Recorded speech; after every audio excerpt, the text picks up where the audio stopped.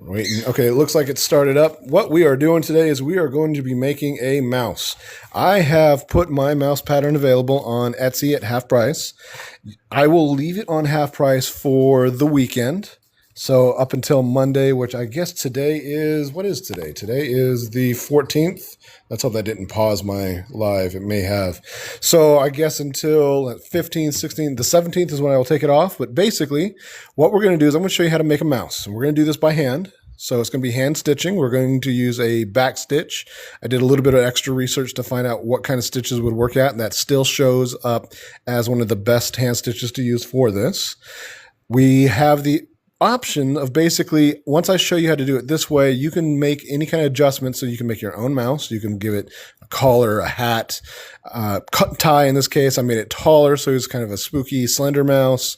And I'm also going to show you how to put the little loop into the belly, which is not part of my pattern, but at the same time, it's a real easy thing to figure out and a real addition that helps you use this everywhere. I'm going to be making a mutant mouse. So what that means is I'm basically starting off with just a regular mouse. I'm using a cotton material for the inside and a minky material for the outside. That way people can see a few different options. Now, if anybody is, hey Angel, did you see that I actually made your Magikarp? I believe it was you asking about the Magikarp. And what we are going to wind up doing is basically I'm going to make the body as normal, but we're going to do some adjustments afterwards to make this a little bit more unique. Make it as a Fido. That's right. I'm so sorry. I'm kind of curious as to whether or not the Magikarp person has even seen that now that I've made a goofy version of that. But I do remember now. Sorry, I get names mixed up. I'm really kind of bad with that as a real life thing, but I'm really good with faces usually. So I've transferred that to the icons that people use for their avatar. But I remembered your name and thought that was it. And that's funny to me that though I remembered your name, I had the wrong conversations in my head. So what we are doing today is I'm going to show you guys how to make a mouse. And at the same time, we're going to do our best. So I'm going to give you just enough leeway where you can make your own custom versions of mice. And anybody who has any kind of questions while we are going through this, just let me know. First off, if there's anything about the stitches, the pattern, maybe you just want to know some ideas on what you can use for material, or if you need some help figuring out eyes, stuffing, tail, any of the parts as we go, because the whole idea is showing you how to make one at home with what you have. And I know my pattern is not something you automatically have, but maybe some of the steps that we take in here will help you figure out how to make your own plushes, because we're going to be working really small. And the bigger you work, the easier a lot of things are. So in this case, if I show you some of the harder steps in smaller, harder versions, it might be easier for you to create your own stuff as a larger project. And I think that that's going to be pretty helpful, because for me, when I learned how to do stuff small, the bigger stuff just became so much easier. And granted, I don't have a whole lot of small projects that I do, or small and different types of projects, because I make a lot of mice, but I don't have like small plushes all over the place of different types yet. I am slowly diversifying. I've got snails and I've got rats and bats, but the idea is that once I start making those small, the rest became easier, and I'm hoping that kind of spreads out for you guys too.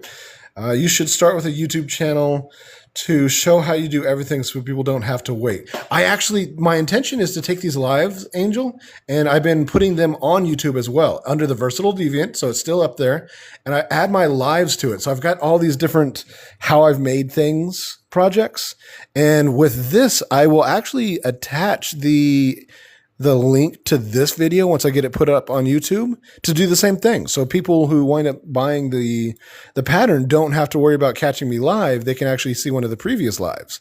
And my thinking is that that'll help with other questions. Like, for example, if anybody in the live actually have a question about how to do a certain part, then you can just kind of rewind and rewatch, come back to it, especially if you haven't watched it in the first place.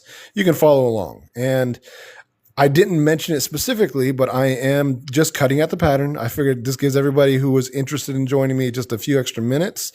And hopefully, like the materials have all been cut out. And if not, maybe everybody can catch up as we go. I know that it's kind of weird that I didn't put a super specific time on this. I'm still working on figuring stuff like that out. I'm not really great at it. Thank you so much, Angel. I have indeed. If I'm lucky, what'll happen is the YouTube channel will slowly pick up, and even if it doesn't, I can refer people to it, and that should be kind of helpful. I try and label everything appropriately so that it's easy to find. You know what? The truth of the matter is, if you watch this and you see how it works, Angel, you can also make your own, and you don't have to spend money to support somebody. For me, I am still working on the starting out part. So if you are interested in supporting me and you share and you comment and you like my videos and stuff like that, that's a huge ordeal. That lets more people see it. So that's a great way to help me out. You could put your YouTube on the TikTok bio. Oh, I didn't know I could. I wasn't sure if I could put links to other sites. I think I knew I could do Etsy, but I wasn't sure about others. And I will definitely try and do that. Maybe I can create like a link tree. I just recently opened up a new a storefront on Mayhem Marketplace, and I think that they let me do a link tree, so I'll have to do that as well. Evil fruitcake. Hey, fruitcake hater. I don't know if I know that I've sent you something, but I don't know if you had. I didn't know that you hadn't caught me before. So hopefully this is at least a little bit of fun, because what we're going to do is we're going to make a whole mouse. I'm going to show you how to hand stitch it. So it's going to be a little bit of a slower process, but at the same time, more people will have access to it, because not everybody has a sewing machine or the experience to use one. So hopefully this will be at least a little bit of a fun one to catch. Let's see, I'm kind of throw here. Link trees are so much easier for everyone. Okay, so that's fantastic. I believe that I have sent it. I have to double check my list, Fruitcake Hater. I'm like 80% sure. Let me go ahead and actually pull that up now that I've said it, so I don't have to worry about teasing you too much. I have my list right here. I just got to kind of scroll through it real quick. I can't like show my list on, but I know your name, and I'm absolutely sure that it had made it in, but I have to find you, because I actually saved both the names and the TikTok name now, because I have to be able to find people, and different ways kind of makes it a little bit easier. And I don't want to ask for your actual name because we are on a live, and I don't want you to have to feel like you have to say that out loud. I'm very sorry. My list is handwritten. It's all on paper here. And some of the pages are kind of old now. Not because they are old, but because my son will play with it, and because, there we go. Yes, I have 2 for you, Neon Black Goth Jester and the Blind Box Maybe Goth. And both of that has been put into a box and sent to you. And it looks like, I don't have a date for when I sent that, but yes, it is definitely on its way. Sorry, I just had to double check there. One day I will force my grandma to let me use her sewing machine for a mouse. You should make a giant mouse. Actually, I have made like a mouse that's about this big, so it's almost as big as a football. So basically, I've made a few, but I don't do all the same stuff. Like I don't do the loop in the belly. What I want to do is turn the large mouse into like a purse or a bag of some sort. All right, everybody, we're going to go ahead and start doing the sewing part. I was just about to pull my sewing machine forward before I realized, no, we're not using the sewing machine today. And we are just going to start with what little bit of thread that I have. The idea being that you don't have to buy all new thread for all these projects. You know what? I'll tell you what, I will make another one of those really soon, Angel. So basically, I'll come up with an idea. With the bigger mouse, it's so big, and it's so funny that it's so big that when I made one, I made a clown one last, and it sold. And before that, I made one using a pumpkin theme material, and a little girl bought it at one of my craft fairs. And actually, a couple weeks ago, when I did my vending show at a local anime con, that same girl came by and bought another mouse. So I will make one, but I'm going to try and make a themed one. So it's maybe like a Halloween theme. So I'll make something slightly scary for it. Now, what we do, that's fantastic. I am very shocked that there's that many people here today. All right, so a big mouse bag. Yeah, it would be a lot of fun, like a backpack. Maybe it goes on your shoulder instead of your hip, and that would be kind of fun. All right, so we're going to start off with a very simple stitch exposition, I guess would be the right word for this. Now, I want everybody to know, when I do hand stitching, I am still in the same boat as when I do the machine sewing. I am all self-taught for that. And what winds up happening is I always want to preface everything with, this is the best that I know based on my experience. I cannot guarantee that everything that I'm doing is the right way to do it, but I can guarantee it is not the absolute wrong way to do it. And what we're going to do to sew this is we're going to use a back stitch across everything that we do today.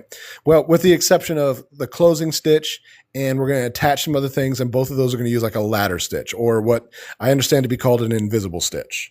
So when we do this, so many people love random funky backpacks. I think so too. I want to make like a giant spider backpack. I know it's been done before, but if I can make some different versions of it, it'd be a lot of fun. Plus, if I make them in plush, I think that'd be a lot of fun to do. I had this idea of making like this mouth that just looks like picture Venom, but with all the mouths and teeth and all that stuff as the purse that you reach into. I think it'd just be a lot of fun to do stuff like that. All right, so when you do your back stitching, I'm hoping that the lighting is good enough. I'm going to be trying to adjust a little bit, bring it close. The first thing we're going to do is just a very short stitch. Now, I'm not going to be concerned about being perfectly even. So we're going to do a little bit of an adjustment as we go. It might not look perfect as we go, but we're not going to worry. I have seen in a lot of circumstances where they will do the stitch in the previous one. I like to do in the middle. So here's where I came in. Here's where I came out. I'm going to go between the two, and I'm going to do roughly the same length of stitch, just a very short stitch.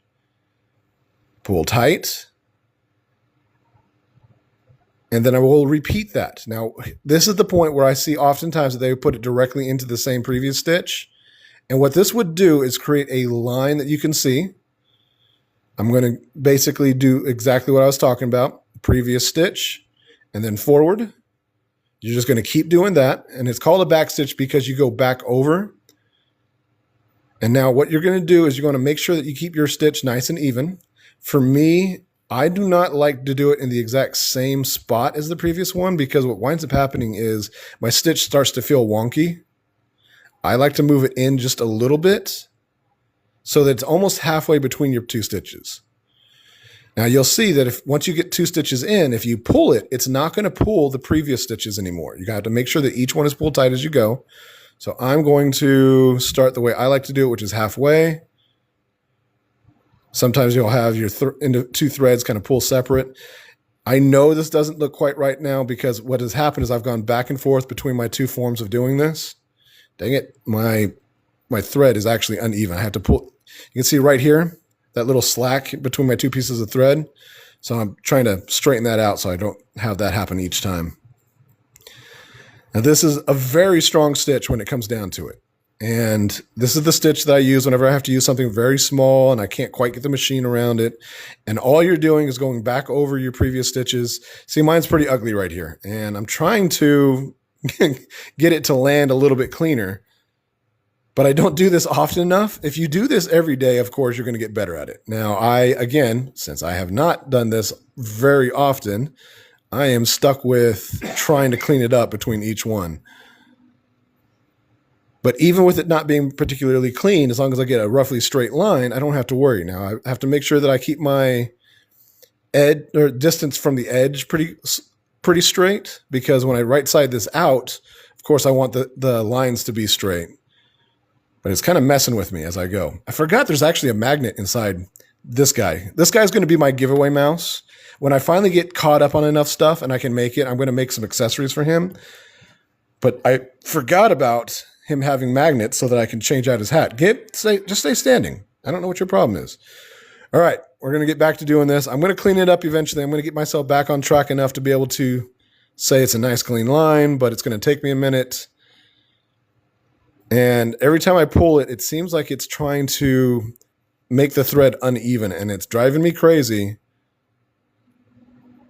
And I don't know what's happening. The good news is I know that even with that thread being a little uneven, that it's still pulling it tight enough to hold in place. And you can see this is part of why I don't want to do all hand stitching. I mean, when you have a sewing machine, it's just so much easier anyways.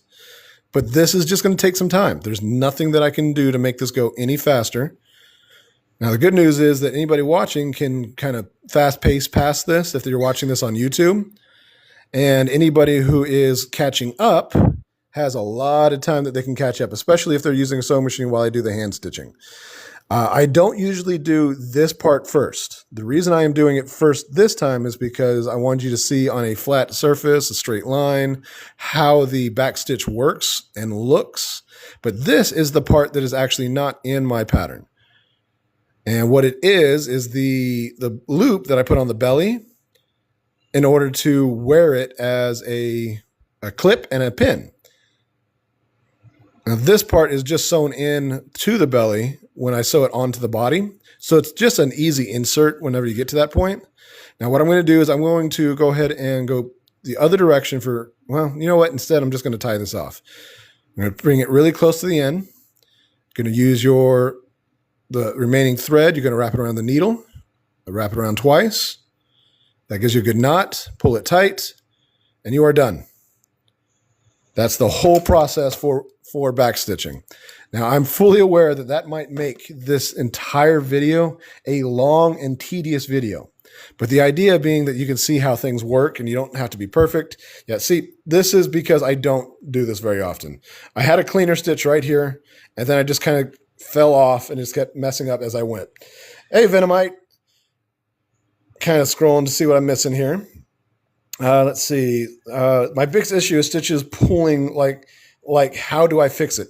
Basically, you just have to make sure your two threads are straight. What's happening is as you're doing the stitch, it's twisting one of the threads, and that's causing the thread to try and kink up. Like it's trying to twist as you go. Let's see. I'm kind of scrolling through here. Oh, double up thread too. Yes, the doubled up thread, that's part of the reason why it starts to twist on me. So I don't know if that helps or not, Angel. Yeah, tying off the threads, if you don't plan for it appropriately, like you could see, I barely had enough thread there. There's another couple tricks that you can do when that comes down to it. But it's not hard, but sometimes if you run out of thread, it's so aggravating. All right, so I'm gonna go ahead and tuck this in. All I'm gonna do is right side this out so you can see what it looks like, and then we will basically just start blasting through the rest of this plush. My plan originally was to maybe do one machine and one hand stitch at the same time, but hand stitching is going to take so long that I don't think it's fair to kind of add to it by doing the machine stitching as well. So here we go, and here is the stitch. You can see just a little bit, maybe I didn't pull it quite tight enough. Let me do some adjusting for this light. There we go. You can see the white thread in there just a little bit, but you can also tell that it does not show very much. And on this fuzzy material, that's going to help out a lot. Hey, Seal's in here too, huh? There you are, Seal lover. A few names in here that I know, and I love actually seeing people come in. It always makes me feel very flattered that people are willing to watch me, but that people are actually willing to watch me more than once. I don't imagine that this is super entertaining, but I'm doing my very best to try and find a way to kind of balance between it.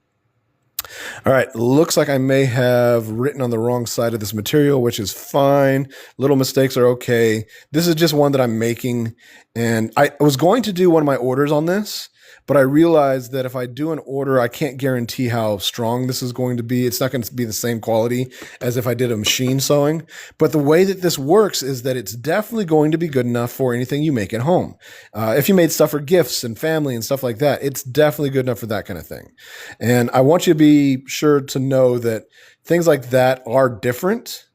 And if you get really good at it, of course, this is how a lot of people did a lot of sewing for a long time. So it's not like it's a bad thing to do hand stitching. It's just that since I can do the machine, I prefer to do it that way for anybody who's ordering one, unless there's a reason that they requested it. Of course, there's always using this back stitching as a backup method is always helpful. Now, from here on out, what I'm going to do is I'm going to do all the sewing in the same order that I would use in the machine. If you are curious and you are wanting to see how I actually do the machine sewing for a mouse, then you can actually follow me on YouTube. I've got a few of my older lives, including a couple where I made some mice live, the entire thing. I show you how I use the machine, how I prep myself with basically what it amounts to being a handle so that these tiny pieces don't get stuck inside your sewing machine, because sometimes they'll get caught up and it makes it really hard to sew if you don't have a plan for it. Again, this is how small the head is. I've got all four of those pieces to make the head, and an ear still goes inside there. So you have to do a lot of little things, and you have to be prepared for it. I have a whole Fursona reference sheet to do. Wow, that's going to be a whole long process, isn't it? I imagine that you're creating an entire character, so it's not just the visuals. Let's see. Well, you have a good one. You have a good one, Angel. I think that you were saying that you're heading out, but Mice Man held me up. I shall now leave. You have a great one, Angel. Hopefully you heard me say bye. You're probably already gone, though. All right, so the first thing that I will do whenever I'm machine sewing is I actually like to start on the ears. So we're going to start in the same place here. I can't tell you exactly what is best for your machine or anything, but I tend to have the cotton material upwards. And it seems like it actually holds better and moves better through the machine that way. Now, I am sewing really close to the edge. And whenever I do the machine sewing, it is about the same thing. So don't worry too much about that. With this being so small, if you really wanted to, especially on the machine, you could do a zigzag stitch. There are other stitches that you can include that would take it around the outside to keep it from fraying. So if you are worried, there's some extra steps that you can take that I am just not doing here because I don't have the experience doing them. And something like, I believe it's a blanket stitch will take you on the outside, and a whip stitch will take you on the outside. And those are done in a lot of different ways. For example, if you were doing a whip stitch, you would just bring it around the edge when you're stitching. Again, I don't know the exact details of that because I've never used one. But it is an option for you to look up if you decide that you need to do something extra for it. For a zigzag stitch on a machine, it would do a needle press on and then a needle press off. But for my ear and for this project, we are just going to be doing a simple back stitch all the way across. I'm pulling tight between each one because once you get a stitch on there, it is not going to pull any of the previous stitches tighter. Basically, it locks itself in place really well.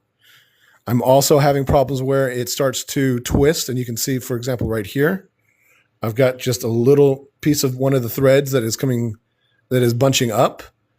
And I know that that's because as I sew, it is twisting the material or twisting the thread and causing it to bunch up as well. Now, another thing that's going to happen, and it becomes a little different between machine and hand stitching, is you're going to find that your materials might be slightly off. For example, if you look right here, you can see that my cotton material and my minky material don't perfectly line up. There's two things that could happen. As you are sewing, you might be doing something where you are accidentally sliding over a little bit or maybe stretching it a little bit. And that's going to happen with the machines too. But also, it could be something as simple as whenever you went to cut one of them out, your material moved a little bit on you when you traced it. So you don't have to have it perfectly even, perfectly matched up, especially when you're hand stitching, because you can do little adjustments with a lot of ease. Now, I'm not going to be doing a whole lot of stop to do other things because in order to get this project anywhere near finished so that you can see how everything comes together, it being hand stitched is going to take quite a bit longer. Now, I have no interest in doing part of this hand stitch and then part of this on the machine. So I want to make sure you guys can see how it goes all the way through. So I will work pretty steadily. And the downside to that is also means that I probably won't be able to keep up with the messages very well. So first off, everybody that's here, I'm going to thank you again. I know there's going to be several people that may have already been here with me before. Angel was in here a little bit ago. Venomite has been in with me for several times, and Seal Lover, Fruitcake Hater. I think you said this is the first time you've caught me, but I know I've seen you on my comments. You've placed an order. We've talked several times, and I want to thank everybody. I really appreciate you spending the time with me, kind of watching me and trust me to teach you how to do certain things. But I also hope that everybody that's new, that's interested, knows that if you have any questions, I will do my best. If I don't see it, I will answer afterwards. I will send you a message. I will reply in a comment when I can. Sometimes there's going to be somebody that might know. For example, Cappy might show up and you may ask a question and Cappy may have an answer for you. Based on what's going on. But because what we're doing is going to be such a slow and arduous process, I wanted to make sure that everybody knows that I might miss a lot of conversation, and I'm very sorry about that. I will try and stop as often as I can to look at it, pay attention, but I'm looking directly over my phone right now as I go, and it's been, 3-5 minutes, and all I've sewn is one ear. And usually by this point in time, when doing the machine, I've blasted through a couple pieces. So I'm just kind of letting you know and apologizing in advance. And I'm going to show you right here. This is a little bit cleaner. You can see the stitch in here. It's a little bit cleaner than when I did this one all sloppy, but that's part of it too. I want you to know it doesn't have to be absolutely perfect while you're kind of making these. For me, it's not something I do all the time. As I get more practice hand stitching things, when I was originally doing this with a lot of hand stitching, I did a little bit cleaner. But for now, it's kind of like, hey, this is what it looks like. Sorry, it's still a strong stitch, and people won't see it. We're going to right side this out, and my stitches are going to disappear. So we don't have to worry too much about that kind of stuff. Oh, today we are making a mouse. I actually put my mouse pattern, Alita asked what I'm making. And basically, I've put my mouse pattern on sale on Etsy, so it's half off. So you can actually watch with me live and make this, but I'm also going to post this on YouTube so you can watch it at double speed and see how I actually make these. And you can make them at home doing hand stitching. The whole point is making sure that people who are interested in learning how to sew but don't have a sewing machine have an option. I think it's important for you to know where to start, and you might find that you love it enough to decide to go to buy a sewing machine. You also might find that you hate it so much that you never want to sew again. Both of those are completely reasonable responses. I have to do a backwards stitch just a little bit because my knot pulled through, but we are using a back stitch. I am running that along every piece, and I'm trying to show the process. It's kind of hard. I'm going to try and adjust my camera just a little bit. See if maybe that helps out. If I can move the camera just close enough while still being able to see and work, you guys can see what I'm doing a lot better. But a back stitch it's one single stitch, and then you literally go backwards and start again. Always moving forward by at least half a stitch, if not a full stitch, but it's called the back stitch because I have to go literally backwards to do the next one. I am sewing a little bit close to the edge.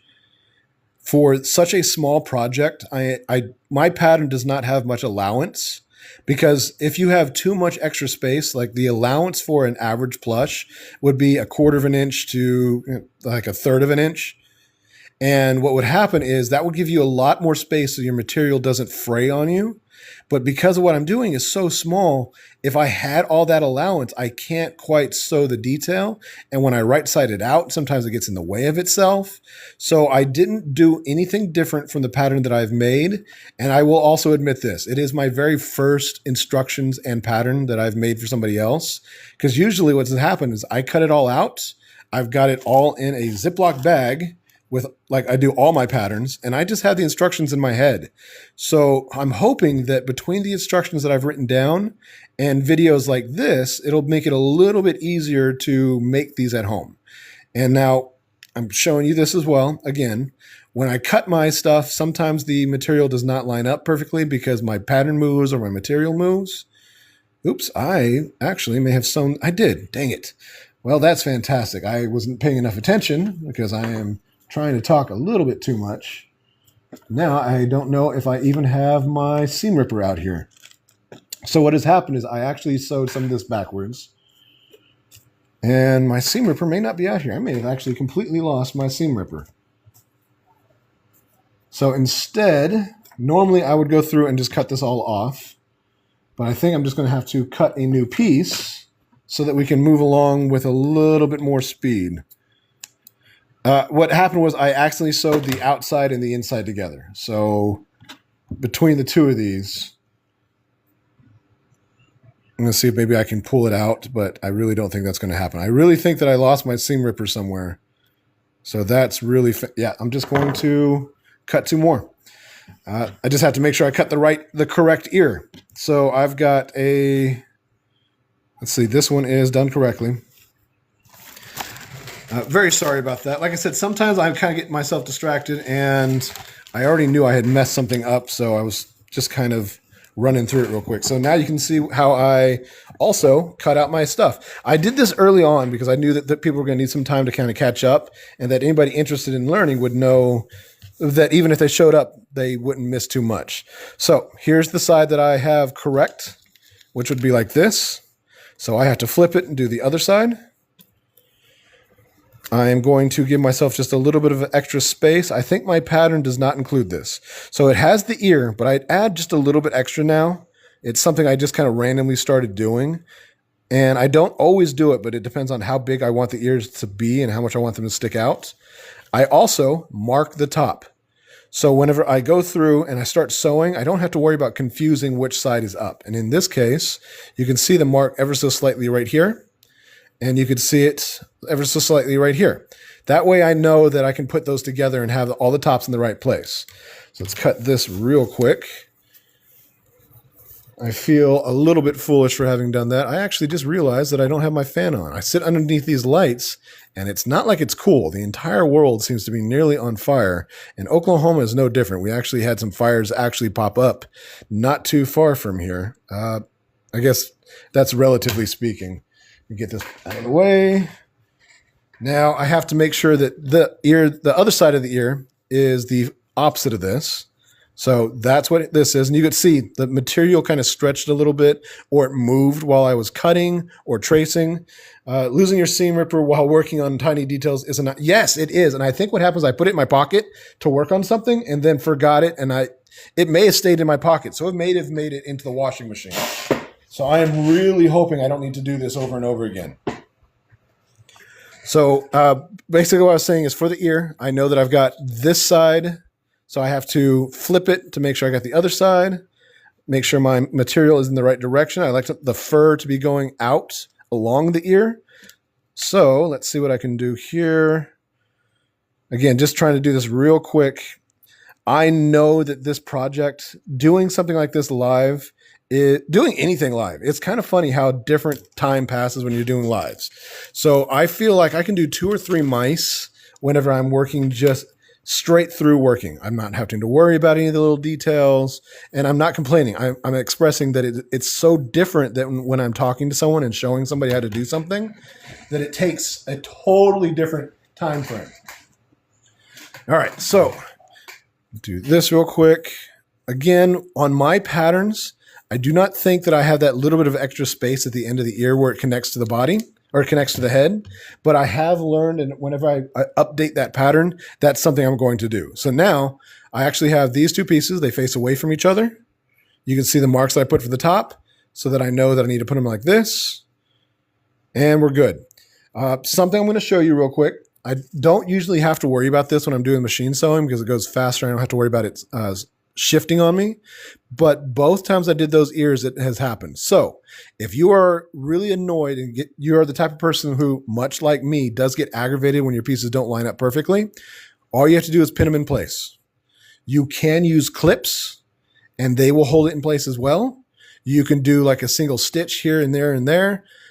So anything like that to kind of just enough to hold it in place. So now when I sew, I don't have to worry about accidentally stretching one piece or another. Yes, Max, I'm actually on quite a bit live early to try and do this one. When are the custom mouse going to be back on stock on Etsy? I am trying Fall Stroll to catch up on my orders. So I'm a little bit behind as far as how I feel about it, but I'm trucking through them constantly. It's bulky when you turn to right side out if there's too much allowance. Yes, exactly. Especially on a small project, Project Misfire. If you're doing something small like these and you have too much allowance, it does get bulky. And that's part of why I have to make these with so little allowance. But that's one of the things I was pointing out, is making sure that people know that you can have more if you do decide. It's one of those things that's kind of a preference thing as well. I'm going to keep running through with the white thread. Again, part of this is showing that you can do this at home without having all the perfect materials, all the matching colors. You don't have to have it like professional grade everything. You could be taking apart a sweatshirt to do this kind of stuff with. Now, unfortunately, I can't think of a way to get around having a needle and thread or material, but for the eyes, you can use buttons. You can just embroider an eye. You can like make a stitching X if you want to have like a dead mouse. There's a lot of little things like that. And hopefully what we'll do is when I make this, I can show you a couple examples from a few things that I have around the house as well. And Bobby, another regular in a couple of my videos, has asked on alternate ways to make eyes. So I'm going to be making an eyeball. And I say that because what I'm literally going to do is stitch a ball out of material and make a whole bunch of different types of eyes for it. We're going to do like embroidery. We're going to do buttons and pins and safety eyes, all kinds of different things. Now, something to keep in mind, when you have your needles holding your stuff in place, if you are hand stitching, you're going to have this loop. That's just going to happen. It's going to be the slack as you pull in each time. And watch this. If you do your stitch and you pull and you're not perfectly paying attention, I'm going to do it on purpose. It's funny. It's not wanting to do it to me. Usually it would catch like every other stitch, but now that I am trying to get it to catch, that's going to happen when you have something like, hey, Cat B, you're gonna wind up with a stitch catching your needle. So just be prepared for that annoyance. Cat B is the one I've been talking about that has been with me for quite some time. And a lot of times, if there's a question, Cat B will know the answer. Now, Cat B's been with me long enough that they also know that I don't always see things. So that's why that pops up. And since I'm doing all of this with the hand stitching, I keep wanting to warn you guys that I may miss a lot of messages. But I'm doing my best to kind of check. I need to go. Sorry. Well, you be safe, Max. Let's see. When customized getting, another thing about that fall stroll is there's a competition that Etsy is doing where they are searching for, I guess, some kind of new product to endorse.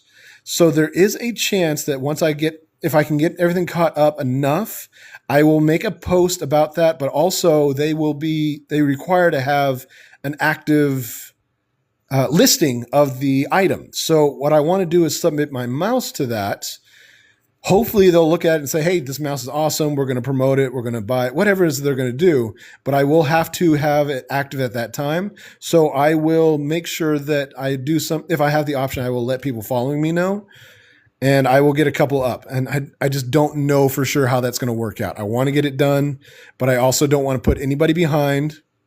I'm always trying to do my very best to work on orders. And in fact, the only reason this is not going to be an ordered mouse is because I didn't have the opportunity to ask if anybody was okay with me hand stitching their mouse. And I know the machine sewing is a stronger stitch, better quality. And I wanted to make sure that anybody that's ordered knows that I'm going to take the time and care to do theirs at the best level that I can. I would have loved for this to have been a mouse that somebody had ordered, but I couldn't risk that without asking. In the future, if I do another one of these exactly like this, I will do my very best to reach out to a few people that have orders placed with me, or I will advertise it as an order this way. Again, it's mostly just me overthinking, I'm sure, but I feel more comfortable overthinking on something where somebody's relying on me to do a quality product. Now, again, all I'm doing is a back stitch, and the way it works is a short stitch. Let's see, see right here, just a short stitch. Pull it tight. And then you go backwards to move forward. So it's like half a step back to move it forward. And you just keep repeating that. It basically makes an infinite loop over and over again. If you want to look at it as a figure eight or a lot of different ways to view it, but it's a very simple stitch, a very sturdy stitch. I did another little bit of research just before I came live because I am self-taught. I don't want to tell you guys how to do something the wrong way. So I'm constantly double checking to make sure that this is a quality stitch. There are a few other types that you can use. A whip stitch to hold the edge if you're afraid of it fraying. You can do a blanket stitch if you want to do a different look for your mouse. You can do that on the outside. There's a lot of little things that you can change for your own mouse. And my pattern is set up in a way that you can do a lot of different things without having to adhere perfectly to what I've done. To tie this off, I'm going to do the same stitch, but I'm going to wrap it around the needle before I pull it tight. And there we go. We are now tied off. Once again, I am chucking through pretty quickly. The whole point is so that you can see the whole mouse get together. And I'm doing it in the same order that I would do a machine sewn one. And the reason I use the ears first is because I use them as handles. Hey, Tinata. Let's see. Doing a little bit of double checking. Okay. So when I do the back of the head, this is the top. You can see this is the top part of the head right here between my hands. I put a little mark on it. And the reason I do that is because these pieces are so close in shape and size that it's just not worth accidentally grabbing the wrong one, especially like in darker materials where the shapes kind of are harder to make out sometimes. I have oftentimes sewn this as the top and then try to do this as the side and didn't realize until halfway through. So I started marking my tops just to make it a little bit easier on myself without having to guess. I like to start with the let's see, I guess this would be the left side of the face, but on the top, it's going to be the right when you sew it together. And I often sew back to front whenever I'm doing the machine. But I'm going to sew nose to the back of the head instead for the hand stitching. And that's just because I think that starting at the nose will give it a nice clean shape. And because the arch of the nose is only on the sides of the head, you can see right here, that arch, I do have to make sure that I follow that pretty well when I sew it onto the top. Now, it's really easy with the machine because all I have to do is line up the two pieces, and once they are lined up, they're going to take their shapes automatically. Hand stitching, it means that I have to kind of be a little bit more deliberate, but it's also not difficult. One of the good things about hand stitching is you can make a lot of adjustments as you go. If, say, one piece stretches or one piece is short or the curve is a little bit too tight, it's way easier with a hand stitch than it is with the machine because the machine's just going to take off and you can't always make these teeny tiny little adjustments as you go. So that is definitely a good thing about doing this process. Again, you can see that's super quick to do. It's not great. It's not like the most fun, and it's not like you can still watch a movie. You probably have to put on something that you know. At least that's my experience, because I just can't watch TV while I'm sewing. I can listen to it. I'll put on TV shows in the background. A lot of people keep telling me I should listen to podcasts, but podcasts aren't quite my thing, and I have not found a book on audiobooks that I'm really interested in yet. It's been so long since I've had time to read. My son is 5, and I sleep with him at night, make sure he's safe. I've been the one that did the midnight feedings, all these different things, and it's been so hard to find time to read that even when I think about reading, I wind up thinking, hey, this is not a book I want to start trying to read. So I either put it down or I don't even pick it up because I realize that I'm not quite that sure if I'm interested in it. You know, being really picky and selective because I don't have very much time.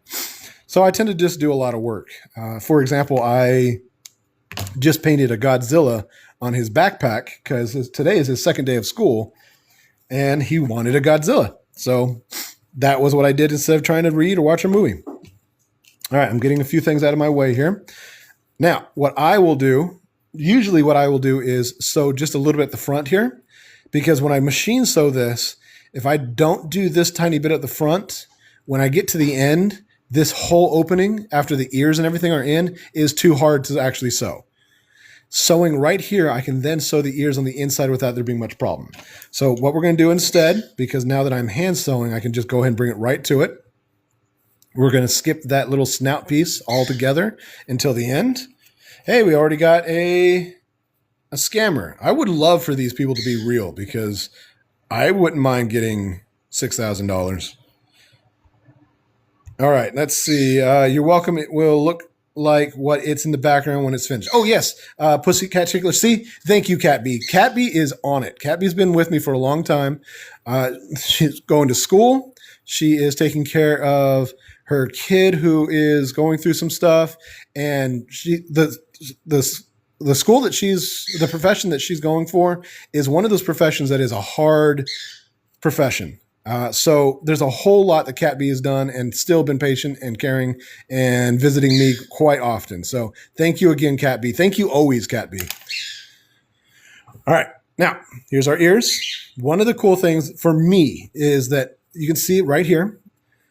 This is the top of the ear, and this is the bottom. You can see I've got the bottom as a little bit of a broader arch so that it kind of takes a different shape. Now, the thing about that is, yes, I will usually use this as the bottom, but if you don't want to and you want to turn it around, it just makes the ear look bigger.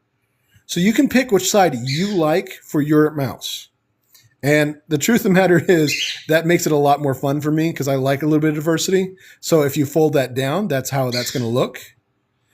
or if you fold this down, that's how it'll look.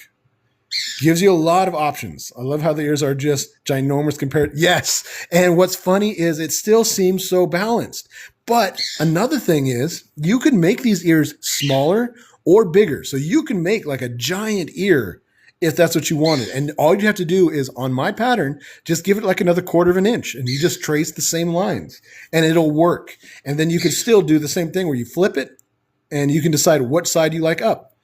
All right, so I think that because what my intention is to do is to make a mutant mouse, I kind of want to have this part up. So we're going to start this way. I also like to fold it down because I like that shape where it takes that little bit under. So I'm going to show you how to attach that. What I like to do is turn my head right side out. Again, with the machine, the snout would be slightly sewn down. I'm not doing that because I don't have to in this case. I will then pick my placement accordingly, and then I will hold it in place, making sure that I have just a little overlap. See, this is the end of the ear, and this is the end of the head. Have just a little bit of overlap.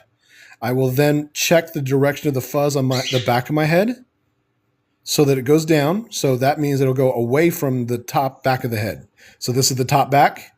I will hold this in place. Now, this is a step that I do whether I am hand stitching or machine stitching. I always pin it in place because what's going to happen is as soon as I let this go, that ear is going to fall out and it's going to be super aggravating. I don't have to worry about the process of keeping the ears separated because whenever I do the machine stitching, I will actually sew one and then the other. But today, because we are hand stitching, I'm actually going to go ahead and sew both of them in at the same time. Just do the hand stitch all the way across. And because I'm going to do this as a mutant, I think what I'm going to do is fold that all the way like this. I want it to look a little bit different. So we're going to do a deeper fold. I'm going to pull it in a little bit further. And part of the point of that will be so that you can see how much of a change things like that make.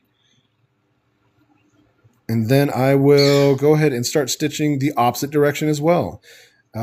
What I tend to do is put it into the machine and I'll sew from here around to about just over half. And then I will tuck the next ear in right at the edge of that seam and start sewing it again. So now you can see with hand stitching, you don't have to do a lot of that. I used to try and do it all in one stitch, but I learned real quickly that the parts get in the way of each other and it's just not worth the fight. So I have to do, my stitching goes left when I do the hand stitching. So that's what we're going to do here. Plan for the direction you sew. I like to sew on the right-hand side of my sewing machine. So I always plan to go go clockwise when I sew with the machine. But with the hand stitching, it looks like I actually go counterclockwise. At least that's what I think it is, if I'm seeing it right in my head. And I'm going to show you another thing. When I do the hand stitching, or when I do anything where I thread my needle, let me see if I can get this to show you just right. I will double up. I will fold the thread in half so the needle is on this end. You can see right there. When I get to the end, you have to tie a knot right here. Okay, so you can see there's two pieces. I will pinch those two pieces together, wrap it around my fingers, wrap it around my top finger. Now you can see it goes between, and I will roll, pull, and now you have a real simple little knot. That's all you need to hold it in place. I'll do a little bit of trimming because it annoys me to have that excess. But if you're hand stitching, it's also way less important to worry about that little thing. Yeah, it is. It's my mom showed me that. And before that, I used to do the whole wrap it around and tie it, try and do a knot, and it would just get away from me and get on my nerves over and over and over again. All right, I've got my pin in the way here, but I am just sewing the cheekbone roughly and the back of the head together. The back of the head is the shape that you really have to pay attention to because it's the only one that, it's what the head is forming around. And I'm going to go ahead and, I took the wrong one out. Dang it. I'm going to go ahead and put this back in so that the rest of my stuff doesn't fall apart. I will take these pins out as I go. I actually pin them in place the way that I'd normally machine sew. That's why I was confused. Now I am going to be making sure that this ear stays in place. But again, that ear is going to be a little bit malformed on purpose. I'm going to be turning this into a mutant green plush.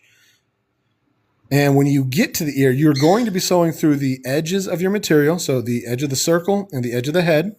Edge of the circle, edge of the head. And you're going to be sewing through the ear. So you may even feel like you want to do a shorter stitch just to make sure that there's a little bit of an extra bit of thread holding it in place. That is totally okay, not hard to do. And pulling tight between each one is going to be really important because you've got so much material here that if you don't, it's going to try and pull itself apart. So we're going to do this really kind of slow. Do my very best to make sure that I get this as a very short stitch. It's super aggravating. And in fact, you know what? Here's an option that you can take as well. You press the needle all the way through, and then you see where you've come out. You put it back in, and there you go. When you've got so much material that you're trying to sew through, sometimes you just have to do things a little bit slower and a little bit harder. And it's going to be better to do it right that way than it is to try and force the same thing that we've been doing on the simple 2 pieces of material. You still want to make sure that you get everything as lined up as you can, because you definitely still want it to be a nice little stitch. But you have to just take it a little bit slower because, again, you're sewing through extra pieces where the ear's at. Pull it nice and tight. And again, with the threads, you might get a bad batch and this thread be really weak. You might wind up pulling too tight, even if it's a good thread. Just kind of pull evenly. You don't want to break your thread because it is aggravating as heck because you have no knots, you have nothing holding it in place, and you'll literally just wind up having to start over because otherwise the entire thread will pull itself out. So do be cautious about that as well. You can see it's kind of hard. If you can see, I don't know if the camera's picking it up, but I have to occasionally in and out to try and find where it's supposed to go. And now I can go back to doing my regular stitching. Just again, a really shallow stitch, pull tight, and then continue on. It is a half step back to move yourself forward. So even if you want to look at it that way, you are taking half steps each time. Now I'm just making sure that all my pieces are in place here. If I'm not careful, what will wind up happening is I will wind up sewing this seam to the back of my head. It's not something I usually worry about because when I'm doing the machine, I can actually see it and kind of press it down. One of the few downsides to doing hand stitching is there's a few more things that might get in your way a little bit differently. And if I can just get to the ear is here. You can see just a little bit of it poking through. It may have shifted on me. What happened was I actually pulled this pin out earlier. So when I get to the ear, I'm going to double check that it's how I want it. In this case, I still don't have to have it perfect. I wanted that ear to look about normal and right, because only one of the ears is going to look a bit weird if I do my wonky mutant mouse just correctly. But if it's not perfect, I'm okay with that. Now, again, I do apologize. Trying to get through something that's going to be such a slow-moving project at a decent speed does mean that it's going to be a lot harder for me to keep up with messages, but I will do my very best. You can see right here, all I'm doing is pulling that out just a little bit. You can undo it. You can literally undo the whole thing, double check to make sure it's how you want it to look. This is going to be the top of my ear, so I'm just going to tuck that in. And I will put that right back where it was. I just got to find my head. There we go. There's my face. So just put it right back here. And then just pull this stitch tight again. So if you feel like something needs to be double checked, just double check it. It's not going to hurt anything, especially since you're working at home. It's not like you're working for some factory, some dude yelling at you for not making 300 of these things in an hour. And it's not like you have to worry about anybody else caring about the quality control, because a lot of times I found that just knowing that you can have fun with something does allow you that space to actually do it correctly. So I am now sewing the ear again. So I am actually doing the put it all the way through and then back again. You can see that I am still really close to the edge. I don't have very much allowance. And as was mentioned a minute ago, part of that is because of how small it is when I work on the machine. And part of that is because when you have that extra allowance at the edge of something so small, it does get bulky and it kind of changes the shape of what you're doing because the material doesn't want to flow like you want it to. And that may sound weird, but the more you sew, the more you realize the material is going to do everything it can to stay in the same shape it is. So if it's flattened out, if it doesn't have these creases and curves, it's going to do its best to stay flat. And I know that, again, hearing those words sounds obvious. Yeah, inanimate things want to stay their actual shape. Well, it's so soft and so movable and so flexible that you think that it would do a lot more of what you want it to do. It does not. The material does not care. It will try and take its own shape. And if you don't account for that, then you'll have to deal with it later. All right. Cat B is on top. What is Cat? Fantastic. I love knowing that Cat B is here. And I feel so bad that I can't see the messages directly. But again, Cat B's got my back. If Cat B does not have an answer, feel free to spam the question until I see it. Or if you're okay with it, whenever I get done with my lives, I always go through the comments to see what I missed and do my very best to reply to any questions. Or you can send me a direct message. I answer every one of my messages that come through, even the scammy ones. If I think it's a scammy one, I will be a little bit more sarcastic, but I still answer it. And tie that off. There's the back of our head done. Get that out of the way. Another magical knot. That is good. And I'm going to show you what we've got done here. All right, so the head is now all put together. Well, almost all put together. I still have to do the base of the head. And another good thing about sewing the snout down is it makes it easier to adjust where the eyes are going to be. Plush fabric and velvet are absolutely working against. They are. It doesn't even matter. Pussy Tickler one.